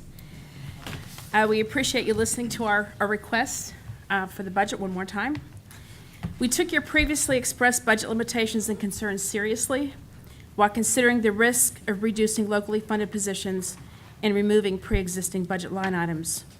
We know that you understand the difficult situation which North Carolina boards of education face with having 3 of your members previously served in this position. We strive to provide an excellent education in safe and adequate schools while depending on federal, state, and local funding sources to support our goals for educating the children of Cabarrus County. And as noted, I support your proposed minimal property tax increase to accommodate inflation and support the overall county services. We thank you for considering another small increase in the teacher supplement. While there has been considerable progress with increasing the supplement, we still fall below the state average on local supplements and expect to continue to have this as a high priority in future budget years. We are appreciative of the support to build new schools, providing growth seats for the students who are already here living in Cabarrus County and those who will be arriving.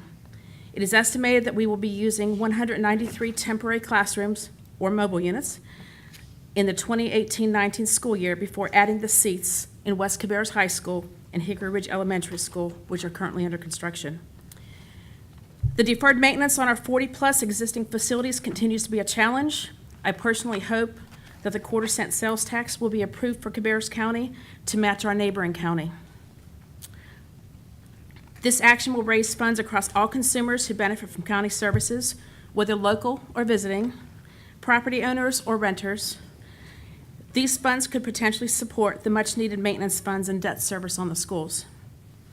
While we hope that the North Carolina legislature will reverse some of their decisions, which put an even greater burden on the county commissioners and local taxpayers, we are grateful that you have stepped up to continue to place a high priority on public education. Thank you. Thank you. Thank you, Ms. Furtenbaugh. We appreciate that, and we certainly appreciate you guys having us here tonight to present our budget. We'll just begin just to go over our budget process. As it says here, we have 26 members of our committee, 2 school board members, 6 members of your staff who come, and we just want to say how much we appreciate you guys setting aside that time. We spend 4 full days working on that budget, looking at all parts of that budget, and the commitment that you guys have. Ms. Dubois there, and Lauren, and Susan, and Kristen, Ms. Honeycutt, participating in that process really is a tremendous effort on your part, and we certainly appreciate it and know that it helps you understand kind of the nuances of that. We have 4 community members and parents, 6 school representative teaching assistants, a teaching assistant, a teacher, and then principal representatives, and then our leadership team. And then we use the TRIGO process to prioritize our budget needs, which, as you know, can be difficult because there's quite a few. The highlights of our operating budget request, general continuation request, which is essentially just to keep us where we're at because of inflation or whatever increases. So match for state salary increases, benefits, operating expenses related to opening a new school, so really just serving the same amount of students that we're at. But that in itself is a commitment on, again, the county's part to begin there to make sure that we don't go backwards, and we certainly do appreciate that we do begin the process with that. So we appreciate your commitment there. Our expansion request, the number 1 expansion request has been for the last 3 years to increase the teacher supplement, increase the teacher allotment, and increase mental health responders. As you know, there's quite a need there. So those have been on the list for a while and probably will stay on the list as part of those requirements. Our technology requests, $1.2 million, are essentially for devices as we add students. And as we add students, you need more people that can fix computers when they break or have issues. General operations, just equipment and software, again, to try to keep up with that growth and make sure that students have technology that they need. Our building and grounds maintenance request, $1.7 million. Again, general operations and repairs, technicians, stormwater technicians. Again, just things that are required by local and state government to make sure that we maintain the environmental stuff of the school system. And then ultimately, the charter school transfer request. This year, we actually went down in the amount of students that are there, but we did want to make sure that there are about $3 million that pass through Cabarrus County schools that go to charter schools. Dr. Louder. Yes, sir. Real quickly, what's a stormwater technician? Is that something that's been added, or is that? Yeah, so I'll be honest with you, until I was started on the budget committee, I did not know what a stormwater technician was either, but and somebody who's better at construction, jump in and correct me if I'm wrong on this, but ultimately now, I don't know when that came into code, but anything that's built, ultimately there is, someone has to maintain the water. So in the ponds that are around new construction, I think isn't it retention ponds, yes. When there's more than a half an inch of rain, then someone has to get into the pond and analyze the water in the pond within 48 hours or you're fined for that. So that's one of the things that happens. So there actually is quite a bit of manpower involved with maintaining water runoff. I mean, that's ultimately what it means. So that's probably not a great answer, and somebody may can jump in, but truly that's it. And that's probably not a state-paid position. Oh, heavens. And the grass and all the weeds and things that grow up around the ponds, obviously that has to be maintained too, and that takes time and effort to do that. Right, Yeah, and so just to find out some of the guidelines around that really have been, I was stunned as I started, as we became part of it. So just maintaining people as we add facilities to meet the law is really quite a requirement. Is that just one person? We have how many now? I know we've had this request for about 3 years, and the county has helped us with that request. I think we probably have 3 now. I think there's 3. Three stormwater technicians. Yes, sir. So if we have a big rain, they got to go to all the cesspools and check them. Yes. Again. Again. I know this is a dumb question, but I know you might have said this, but what do they do when it's not raining? They maintain the exterior, You're talking about the weeds and the stuff weeds around. and all of that. They maintain all of those ponds. Y'all probably have pretty substantial number of retention ponds. Yeah, I should know that number off the top of my head. I don't, but yeah, exactly. Yeah, every time we add a facility, pretty much you have another one that's there, and that's why the addition is part of it. And those stormwater laws, are those primarily federal laws or state laws? I think it's both, I right? think someone in the budget committee asked that question, and the Yes. answer was both.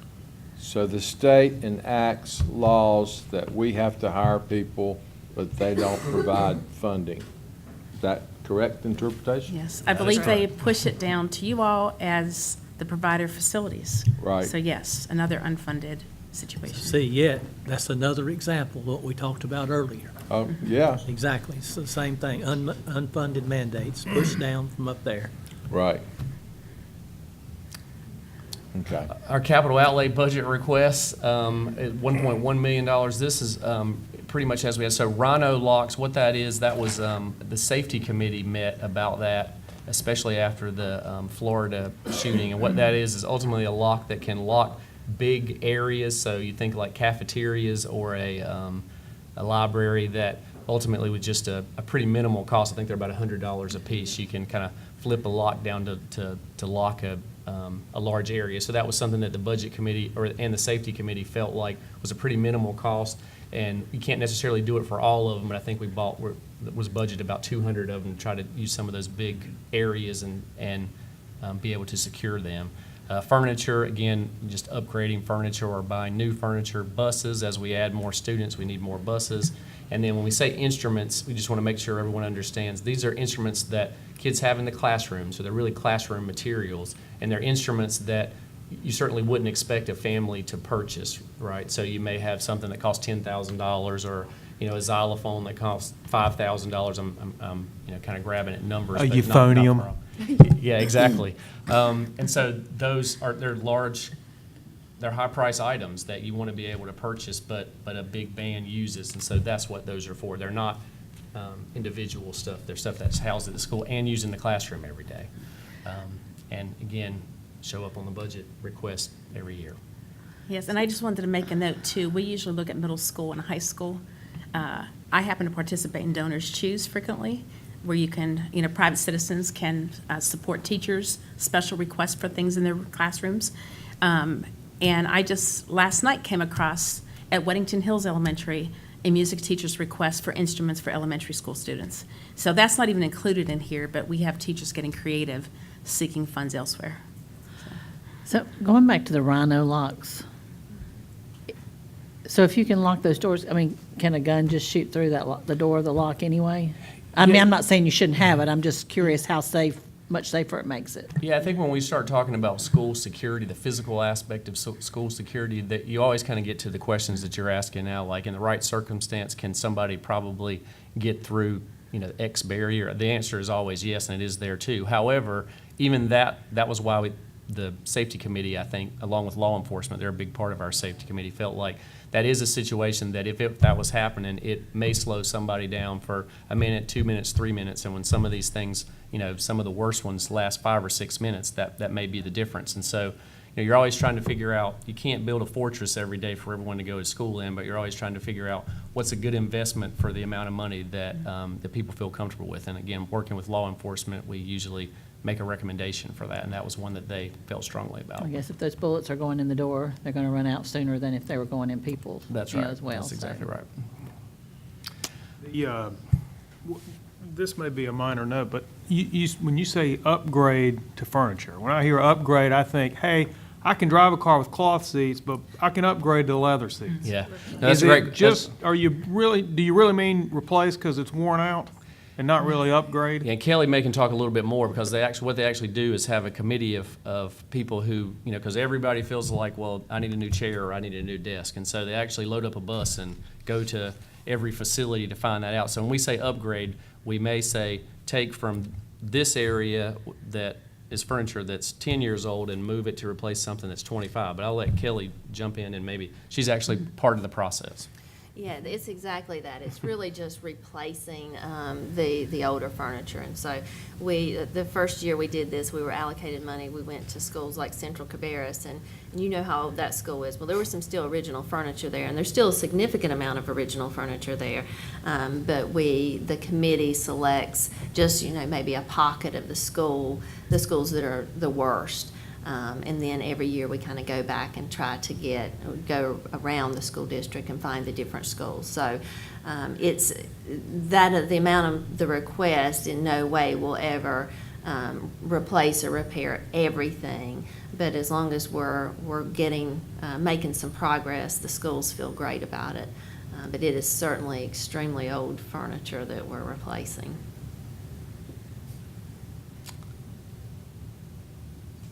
Our capital outlay budget request, and so this is really one of our bigger areas that we spend a lot of time with, and the budget committee does too, with deferred maintenance. And so the county and you guys have worked really hard to get some recurring money to fix things in certain price categories. The one that I think is the big gaping one now that I know Mr. Downs and Mr. Dubois have worked really hard to try to figure out how to hit is the from $25,000 to $500,000 projects. And this ultimately is, so in the next 5 years, it would take $92 million to take all those things off the list. And for this coming year, it would be about $18 million. And then the top 35 on that list of deferred maintenance is 5.5. And then we just listed really the top 4 that arose this year, which were handrails, a boiler, tennis court, switchgear. So we do have that full list is available. We'll have a link just as we move up in the presentation, but the whole list of all the things, the whole $92 million is available if someone wants to click on and see that list.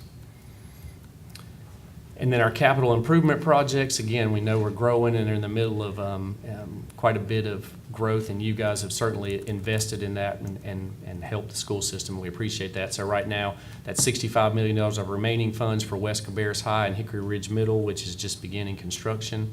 Again, buses for our new schools, so as we open those, it takes more because we're going to more locations. Mobiles for growth and class size. So the reason we have class size listed there is the state did give us a reprieve in the sense that they didn't make that K-3 law take place immediately, but it does still take place over the course of 4 years. So they give us 4 years to try to meet that, but it still hangs there. We got a little bit longer to get that done. And the demographer that we had, the Cropper study, just had estimates that we lost about 1,800 seats because of the K-3 class size law. So again, that's where some of the mobile units come from, because now it takes more classes to serve students. And while we only are doing that a quarter of the way this year, each quarter comes in until 4 years later, we're still having to comply with that law unless they change the law. Security cameras, electrical service at Mount Pleasant Elementary, that's actually been on the list too. It's basically a full replacement of the electrical system at Mount Pleasant Elementary. Numerous roof replacements, I think there's 4 or 5 that are on that list now, and then HVAC systems too that are, need full replacements at schools that are where it's beyond the life cycle. Here's the link that we just mentioned that has our school board passed that budget request on April 16th. That link has the full list of all that $92 million. And it also has justification forms that you can pull up. So for the stormwater technician, for example, Mr. Shu, it actually has a full page there of all that they do and why they're asking for that. It truly is good information to see kind of in detail what each request is.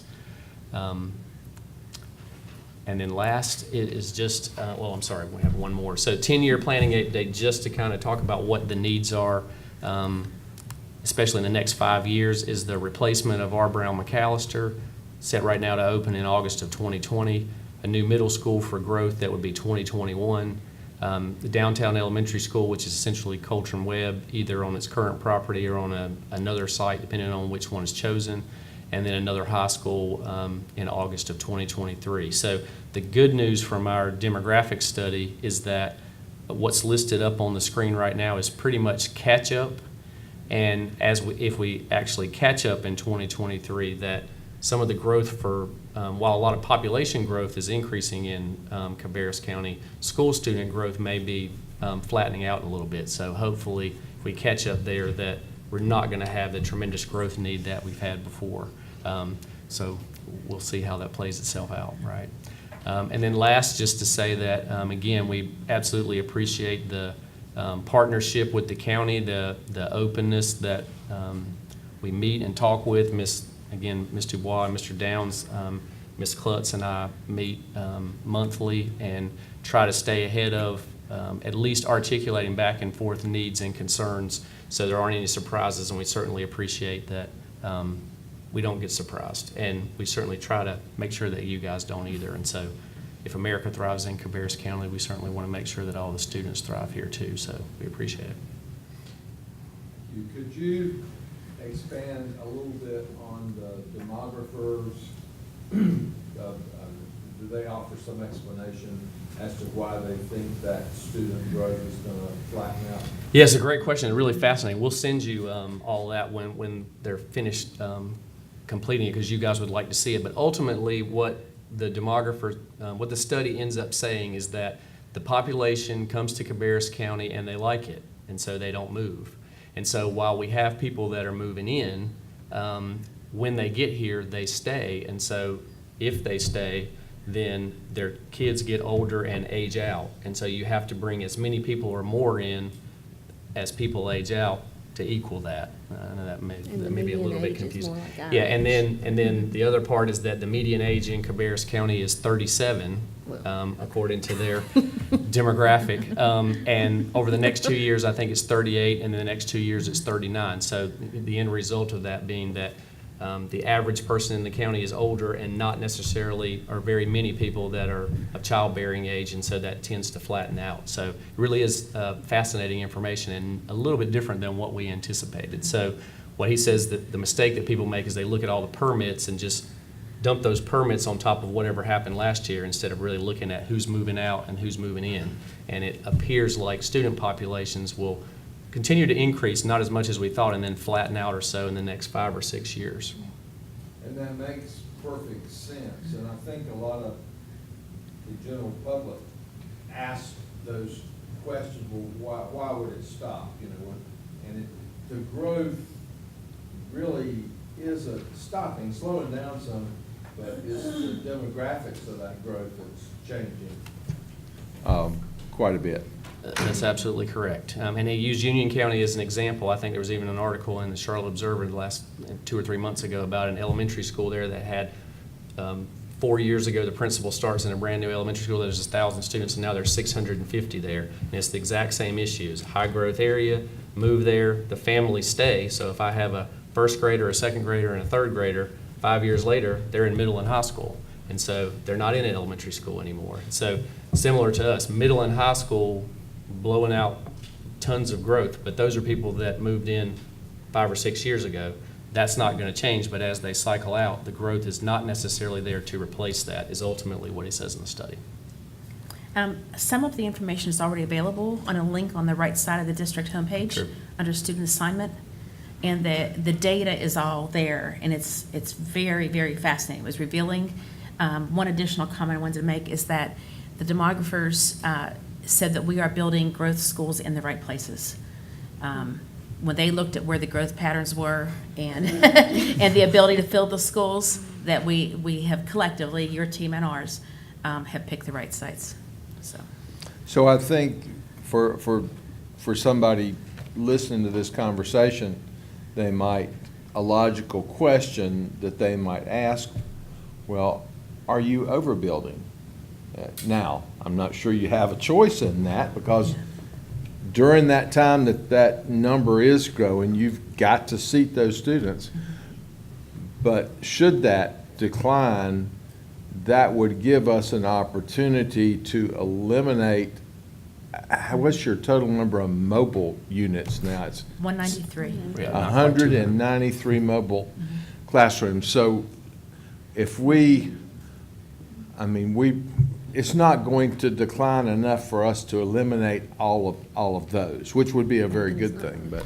Yeah, and it's not going to decline, but it is going to flatten to some degree. And Right. so your question is a great question, and one that sets up a little bit what we're trying to do in the redistricting plan that the board will ultimately vote on somewhere January or February, is to utilize all of our facilities as well as we possibly can. And so what we're doing then is redistricting a lot of schools to try to, if there's 200 seats here, then in that new plan, you want those to be full. And so while that will not necessarily be popular with everybody, it is an attempt to be good stewards of the money and use those facilities so we don't have some that are overcrowded and some that are empty, that we're trying to balance that as much as we possibly can. Right.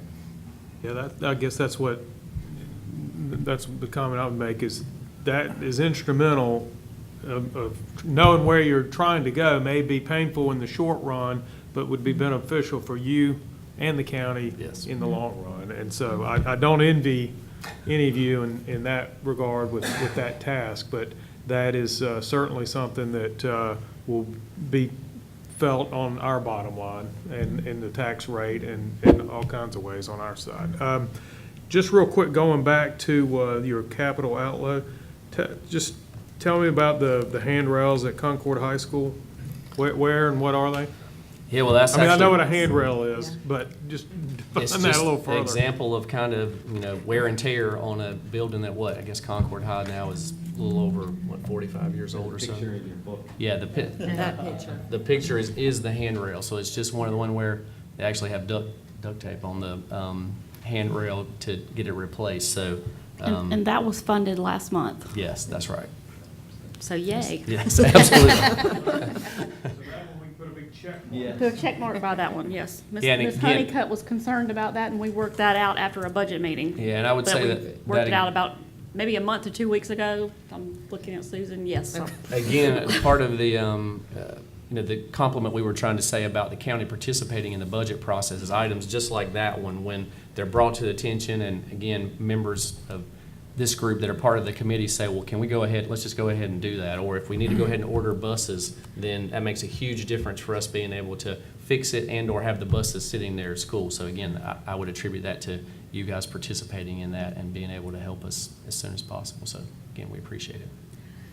So, I was just going to say, the good news that the school population may be lessening over the next few years. But remember, you've got an aging or senior plan in place. So that means if that population's growing faster than we expected, or will be probably, if they're going to stay. So just remember, we've got parks and we've got senior centers that are out there that we've been pushing back some phases that we need to start catching up on too. So it's good news there. So maybe some of it's a shift, and then some of it's a shift towards deferred maintenance as well. So thank you to the county manager for finding the silver lining there. But my question, I think Pam and Kelly will be the ones who can probably pull this out of your head the quickest, but going to the supplements, I remember when we came on board, there was a 4 or 5 year plan to try to get the supplements from point A to point B. And that was the plan I think that everybody kind of agreed on was a good target for us. So can you just give an overview of that and how we're doing well, I'll let Kelly correct me if I'm wrong, but the plan was set up to try to get to a certain flat supplement rate. And then 2 years ago, you converted from a flat rate to a percentage because that's what the majority of your competition is doing. So they moved to a percentage of salary. Last year, we got to 7.75. I think last year, because of the teachers' increase, we maintained 7.75. That's right. And this year, the budget proposes to not only maintain, but increase to 8. Kannapolis City Schools is still on the flat rate, and they are converting to a percentage of salary. And then their goal is to catch up to Cabarrus County because they are behind on that. So we're trying to get both school districts in line the same way so that competitively they can work together. And I think that, what is the governor or the state budget is 6% this year? Yeah, 6.2. Yeah, so what Pam was saying, we're proposing for you to fund, and it's in the budget, to match that 6% to keep them level, but then also add additional supplement on top of that. It was like high 600,000s just to keep the 7.75, but it was only 300,000 to go up 0.25%.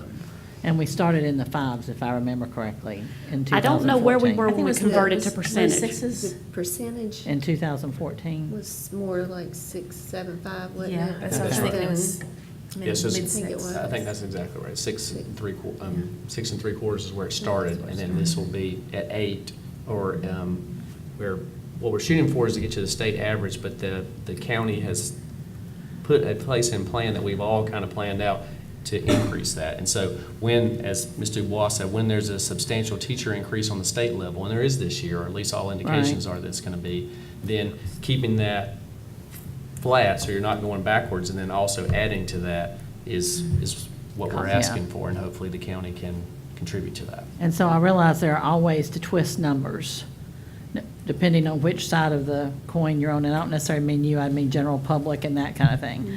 So from the supplement perspective, how are we faring with counties around us and then throughout the state?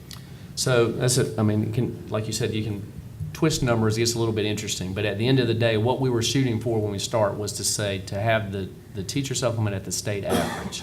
So when you have a big urban district beside of us, like a Charlotte-Mecklenburg, they're significantly higher than the state average.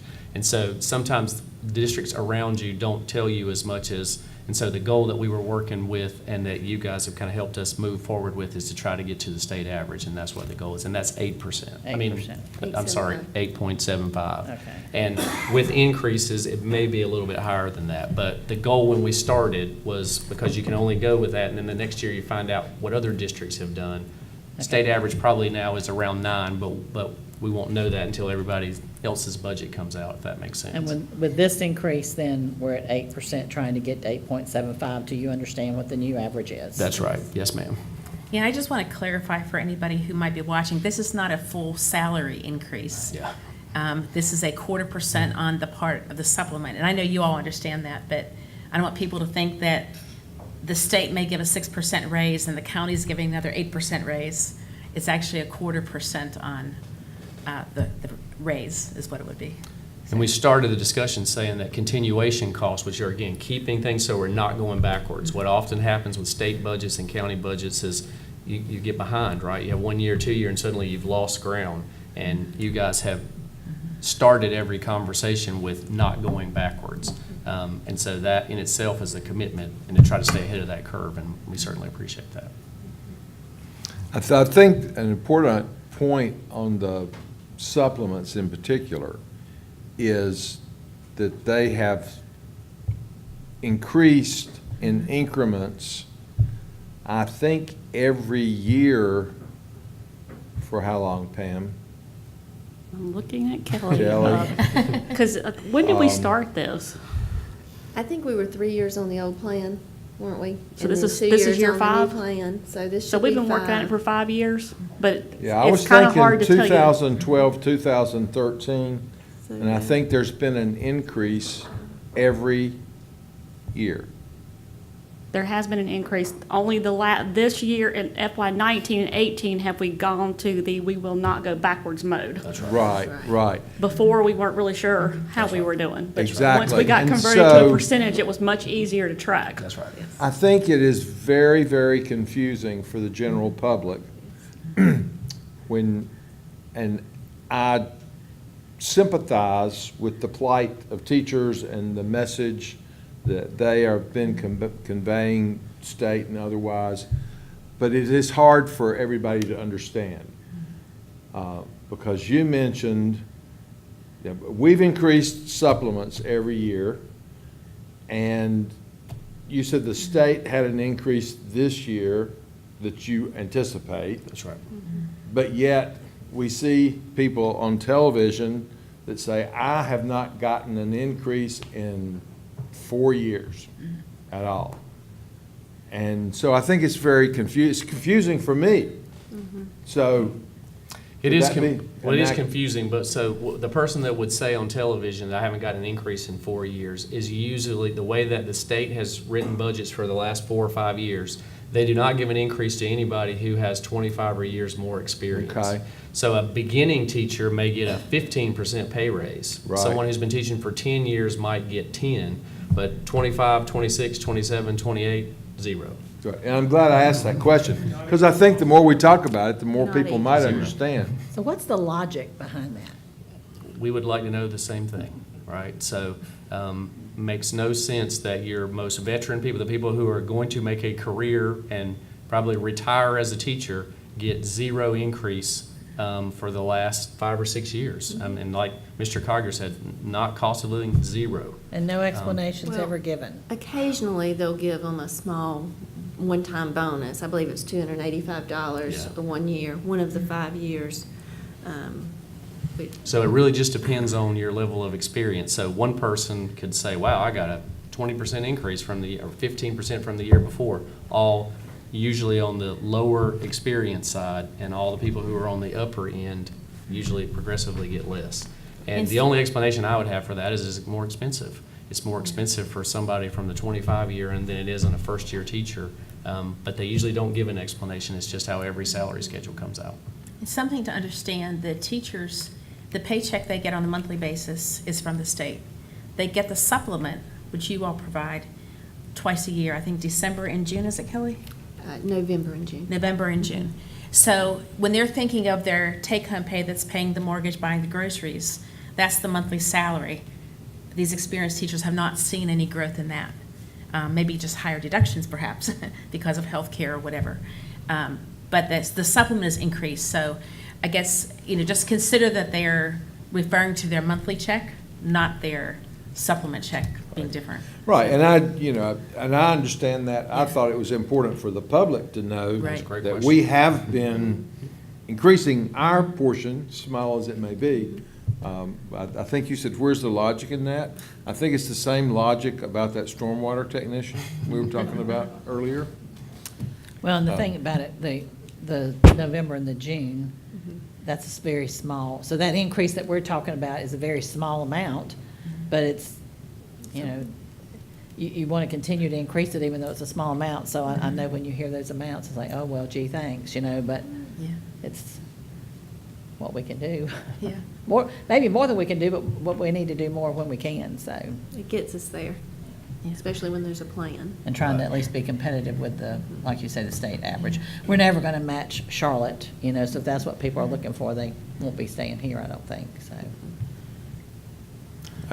I mentioned, or I'm certainly not trying to bring up anything controversial at all, but because I know there's been a lot of discussions about the teacher's visit to Raleigh last week, but I spoke with one of our legislators that evening, and the response that I got, I said, so how did it go with the teachers there today? And his reply was, the teachers from Cabarrus County were wonderful. They wanted to talk about important topics. They wanted to talk about per pupil funding. They wanted, the broad range of things. And he said, and that wasn't true of every county in the state.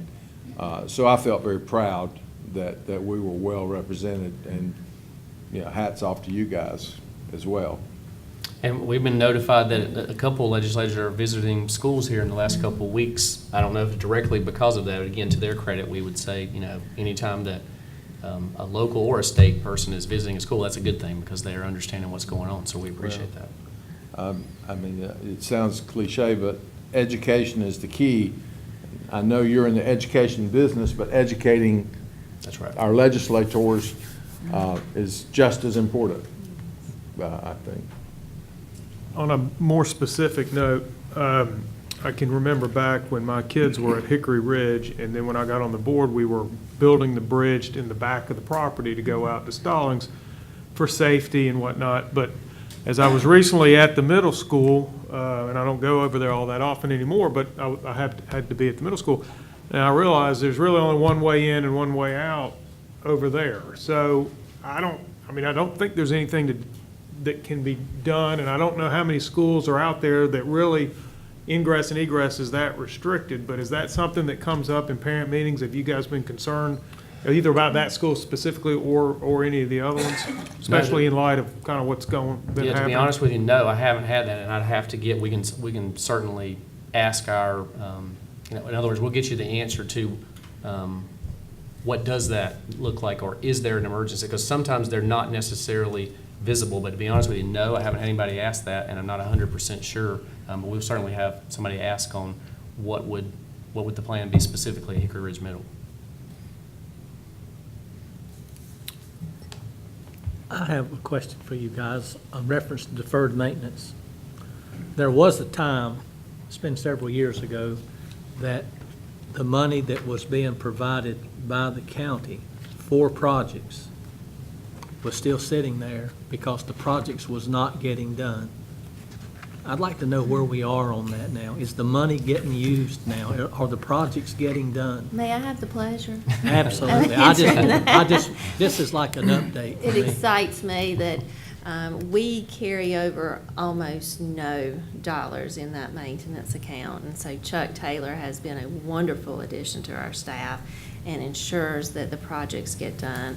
And he and I look at that report, you know, every month and make sure that we are doing those projects and that money is not carrying over.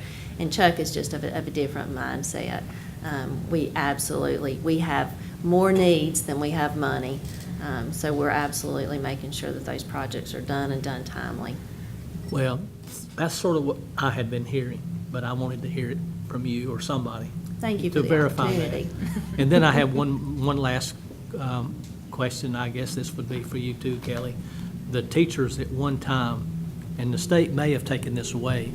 They were talking about taking it away at one time, but extra certifications that they might achieve, going to school to get this certificate or that certificate, they would get $2,000, $3,000, $4,000 for that certification. Do they still offer that for teachers now, or they don't get it no more? You're probably talking about their master's level pay. Is that what you're referring to? So some teachers that had their masters in certain areas were grandfathered in, and they didn't lose that master pay. But some new teachers that come into an area where they're not directly teaching what they have their masters in would not get that master's level pay. Or even, Kelly, if they have a master's in their specific area, but they didn't have their master's completed by the time that cutoff was made at the state, they don't receive it. We're seeing a lot of impact with that law right now. Is, you know, when it originally passed, it took about several years, probably 5 years, for it to catch up. We're seeing a lot of that hit teachers right now. Okay, additional questions? We thank you very much. Thank you for having us. We appreciate it.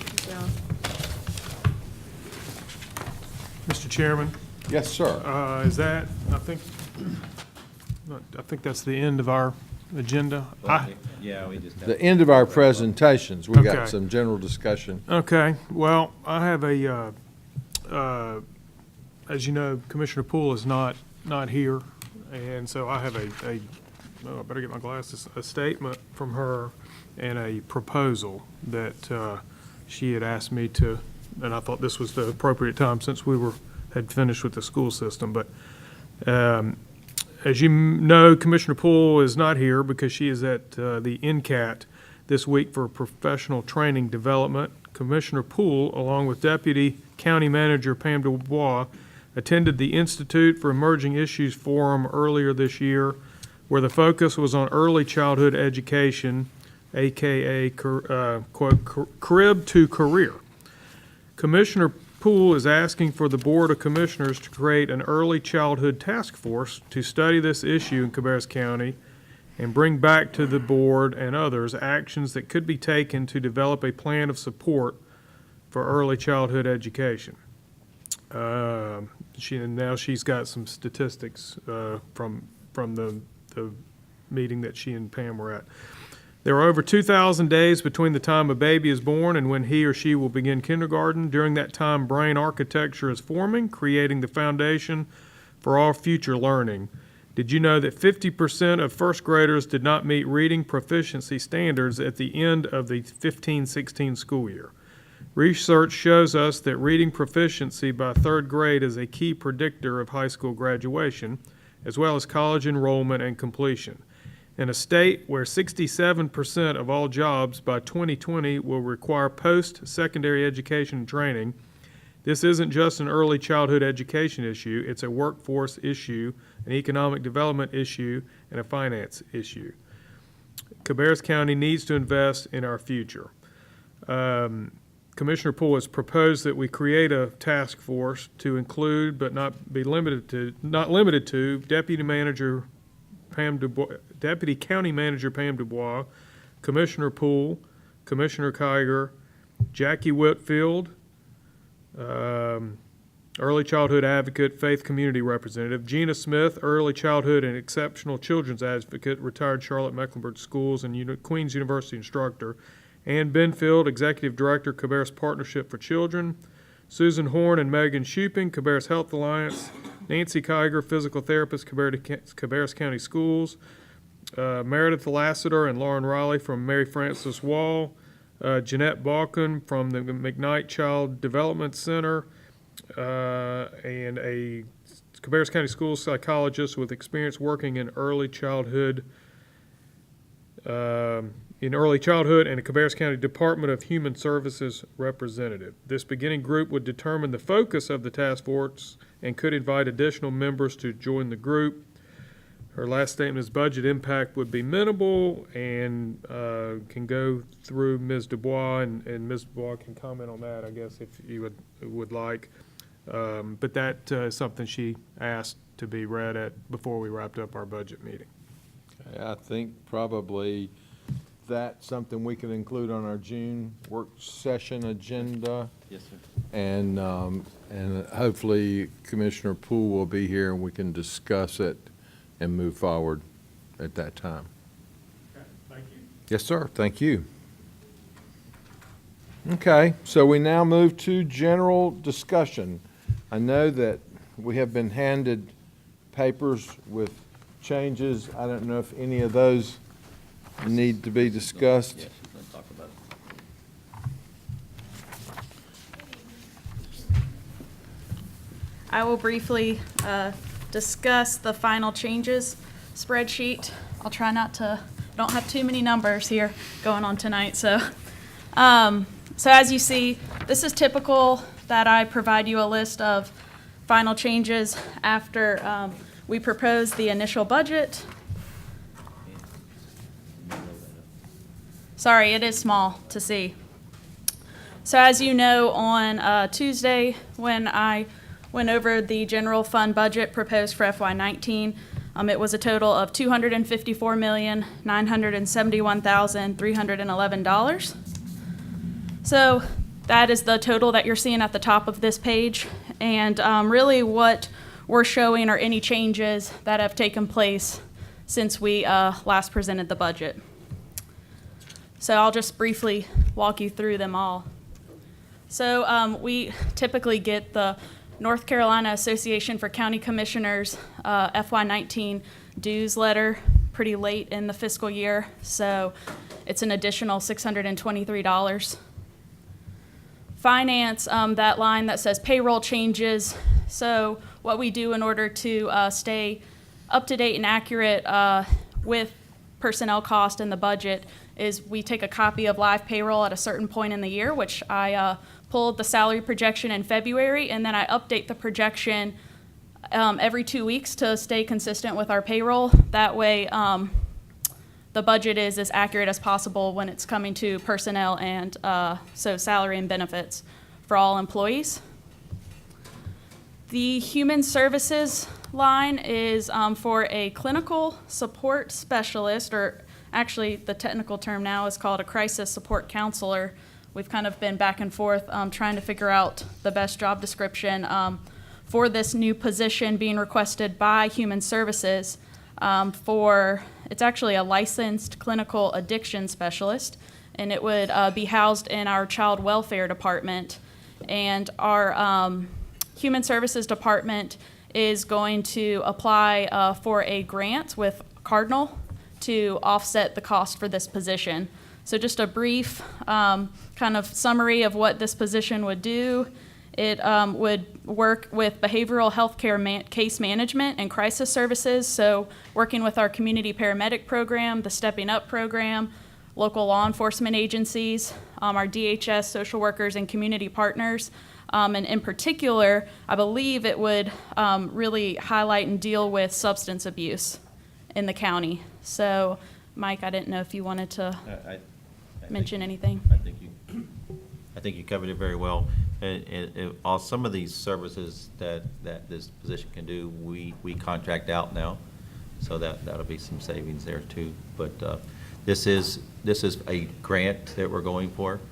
So if the grant does not happen, then we would not hire the position or fill the position. And so you're seeing the effect on the revenues if we were to get that grant. We heard from the sheriff's office that the food contract that they utilize at the jail, there is an increase in the food contract for FY19. So I included that. You can see the effect on the expenditures is an additional $28,000 in the food contract. And then we also, just throughout the budget process, contacted our departments to look for any cost-saving measures within their own budgets. And the sheriff's office did come back with a few travel costs that they felt like they could reduce in this year's budget. So you're seeing the decrease in travel there for $8,000. That's for primarily, I believe, in their admin office with their communications travel. Yeah, it's travel, it's training. Travel and training Yes, is the sorry. same thing. So it's some of those that they had multiple people going, and now they're going to send half this year and then half next year. Yes, to stagger it in, yeah. Not at the expense of getting the training that they need. No, they'll still get it. It's just, It's instead of just- sending them all 1 year, they'll go half this year, half next Okay. year, and they won't lose their certification, so. And then we typically update our tax valuation numbers when we receive them from the tax department. Thank you, David. So you can see the personal property based on the latest valuation would create an additional $213,754 on our real property. And then we realized throughout the budget process, Ms. Farrington actually realized that we did not add the additional 2-cent proposed property tax increase on our vehicle collections. So that is what the additional $387,000 is there. And so to make the budget balance, we're proposing that we put the remaining $275,685 in salary adjustments. And I put a note that that could offset the 7.5% vacancy rate, which we had discussed at our April meetings with our Sheriff's Department and our Human Services. So therefore, we wouldn't have to do that. And that could be, it's more conservative in budgeting full-time for all positions within the county. So then that would bring a new general fund budget total to $255,617,652. Are there any questions? And I'm sure I'll have some additional final changes at the June 4th work session, so just stay tuned. Okay. Now, also, we can briefly discuss, I know at Tuesday night's work session, there was a discussion on school resource officers. And so I worked with some staff in the sheriff's department to pull just some high-level data, so I can briefly walk you through it. Does everyone have this spreadsheet? Sorry, I think I forgot to send it to you. So really what this is showing is the school resource officers at the various high school, elementary school, and middle schools throughout the county. So we currently have 3 school resource officers at our 3 high schools. And so you're seeing that total reflected at the top. And then we also get at-risk funding from the state to offset some of these high school resource officers. So that's the $113,000 you're seeing noted down there. And then I believe we have, 12 maybe, at our elementary schools, which is the total of the $637,456. And the SRO grant that we get covers $541,000 of that, which I believe we discussed on Tuesday that we did have a grant to offset some of that funding, and then the rest is county funding there.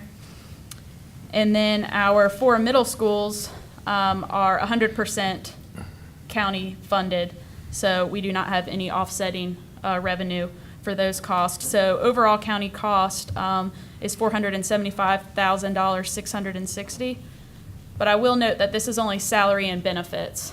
Just due to kind of a short amount of time to gather this data, we were only able to pull their salary and benefits. So I can try to do a more comprehensive analysis after pulling vehicles, fuel, uniforms, and all of that for true cost for school resource officers. And so, none of, for example, Concord High School, Central Cabarrus High School, none of those are listed on here. How is that handled? Is that? Those are City of Concord officers. Yes. They work, So yeah. City of Concord does Central Cabarrus as, If it's inside the city limits, corporate limits of Concord or Kannapolis, then they are providing they're providing the officer. right, and so that goes for the high schools, the elementary schools, and I guess we would have, Concord Middle School would be in Concord city limits, I guess. It's not on here. Did it go out? It goes that far? Yeah, Urban Elementary and Concord. Okay. Right. And so the city is picking up the full amount on that, although they also get some of these SRO grants, same as we do. Yes, sir. Yes. And so I guess I was looking at Kannapolis City Schools, that where we do not have the elementary schools there Correct. They have one officer for all of their elementary. for all their elementary And schools. he or she rotates Yeah. around. Okay. And one thing on that too is our conversation with our legislators. Then the state, the legislators are looking for a way to provide some additional funding or for school safety, and the SRO program was one of the ones that they're looking to modify that grant process, because there are some smaller cities, towns, and counties that weren't even able to afford the match, so therefore they didn't have them, and so they're looking to modify that. So hopefully that will help us with the Kannapolis City Schools. Yeah. If that comes to fruition. Which, as we stated before, there are not too many counties that have 100% like we do in Cabarrus County Schools. So if we get those other positions, 3 positions in Kannapolis, that would give us 100% countywide. For a dedicated SRO for those elementary schools. Yeah, so they would need 5. 5.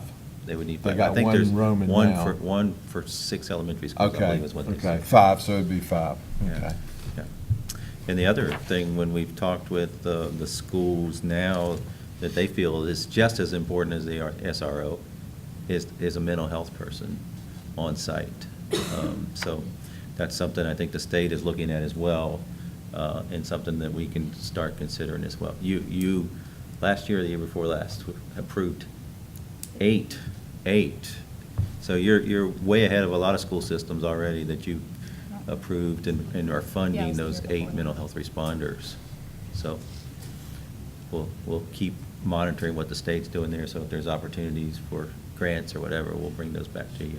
So, And I've heard really positive feedback on those 8 positions from the schools since we instituted that.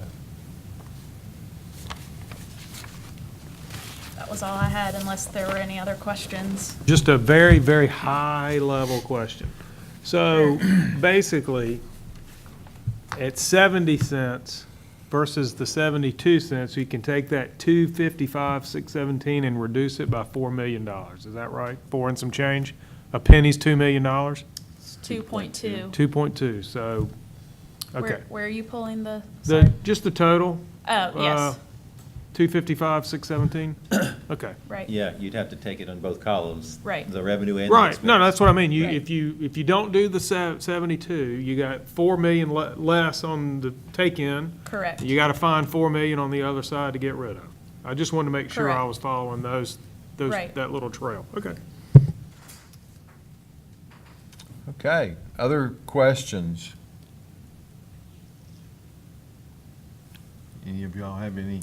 No, sir. I think we appreciate you, what you've done throughout the year and the support, again, for us as employees, and then also the programs and services that are out there. So this is our best foot forward, trying to maintain what we can of those, bring in some new stuff when possible, continue to fund the schools as they need, both from their capital side and their operational side. And then look forward to the possibility of expanding services as I would venture to say that we could come to you and say, we need an additional 5 cents. And there's plenty of expenses out there to spend there because projects are getting pushed out, both on our side and on the school side, as you heard tonight from some of their deferred maintenance. So we tried to keep it reasonable for you, and still get what we need to do to meet the needs, but understand that there are some issues and some items out there in parks and libraries and deferred maintenance on the school side, and we have deferred maintenance as well. So that still need funding. So as we move forward, hopefully the revenues will pick up from the tax base.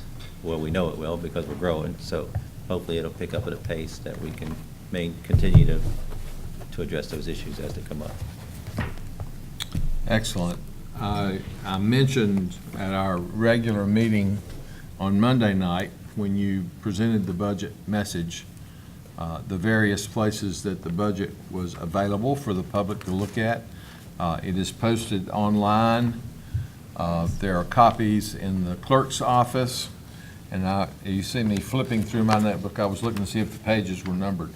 There are 445 pages of information here, and it's a lot of good information, but an easier way to understand the budget, I'll repeat what I said at the beginning of this meeting, is to attend our Government 101 session on June the 15th from 9 a.m. to 2:30 p.m., where they will talk about the budget and the budget process.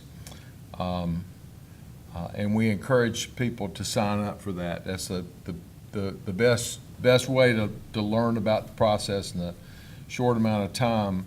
And you can sign up for that at email outreach@cabarruscounty.us or call the county manager's office and get information.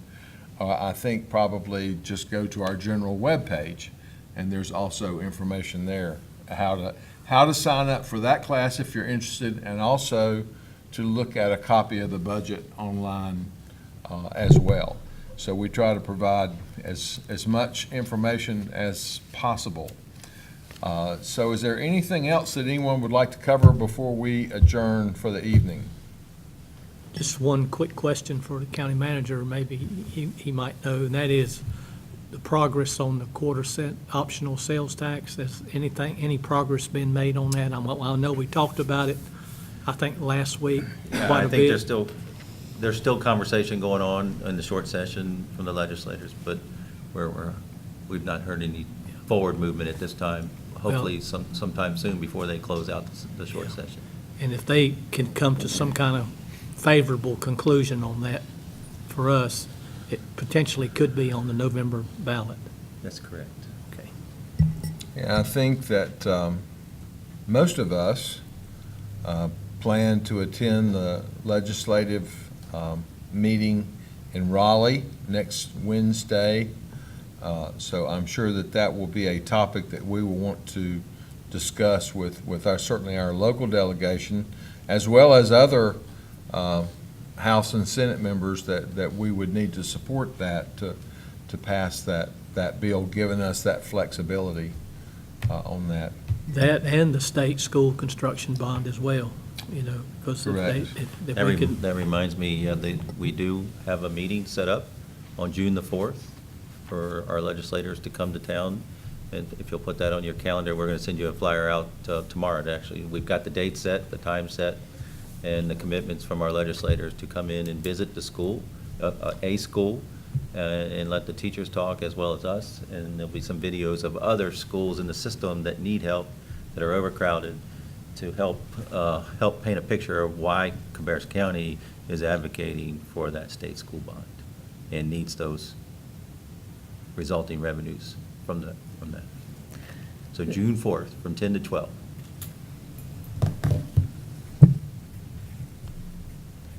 Those two items, the state school construction bond, as well as the opportunity, the flexibility on that quarter-cent sales tax, which would require a referendum. I mean, the citizens would have to vote for that, would have a huge positive impact on our ability to fund these school needs that we've talked about tonight.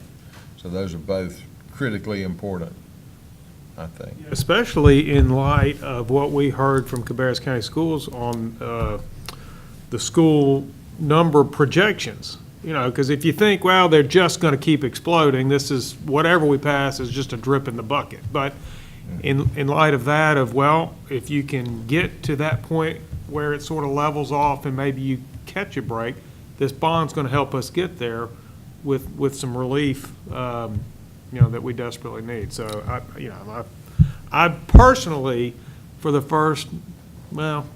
a long, long time, I would have looked at any bond. When I first moved here, I think Mecklenburg had one about I felt like every 6 months, somebody was voting on a bond when I moved here.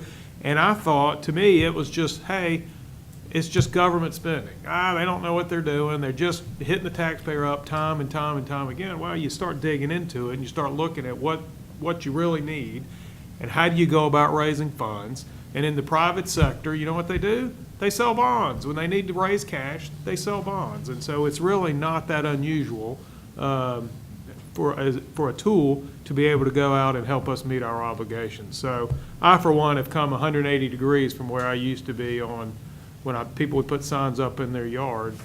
I would scoff at that. And now I might put one in my yard. Of course, only 2 people will see it because I live on 2 cul-de-sacs. So, but in any event, I hope we do get some relief, and that I'm glad Cabarrus County is going to do our part to help try to push it through. Well, I think if both of these items are put to a referendum, and the state bond would be a referendum as well, right? That most likely it would be a statewide bond. Statewide. So it's going to be really important for this board to advocate for that and to explain how important it is to our folks, just like you stated, because a lot of folks are not as familiar with it. So that's going to be a big role for us. What are the numbers we would receive? 37? Is it 37.8 million for Cabarrus and 3.8 possibly for Kannapolis? It's 3 point something. To go towards school construction. Exactly. It's in the budget message, I think. It is. I don't have my book open. Okay, well, if there is nothing else, I would entertain a motion to adjourn. We have a motion and a second to adjourn. All in favor, please say aye. All opposed, no. Motion passes. We stand adjourned. Thank you.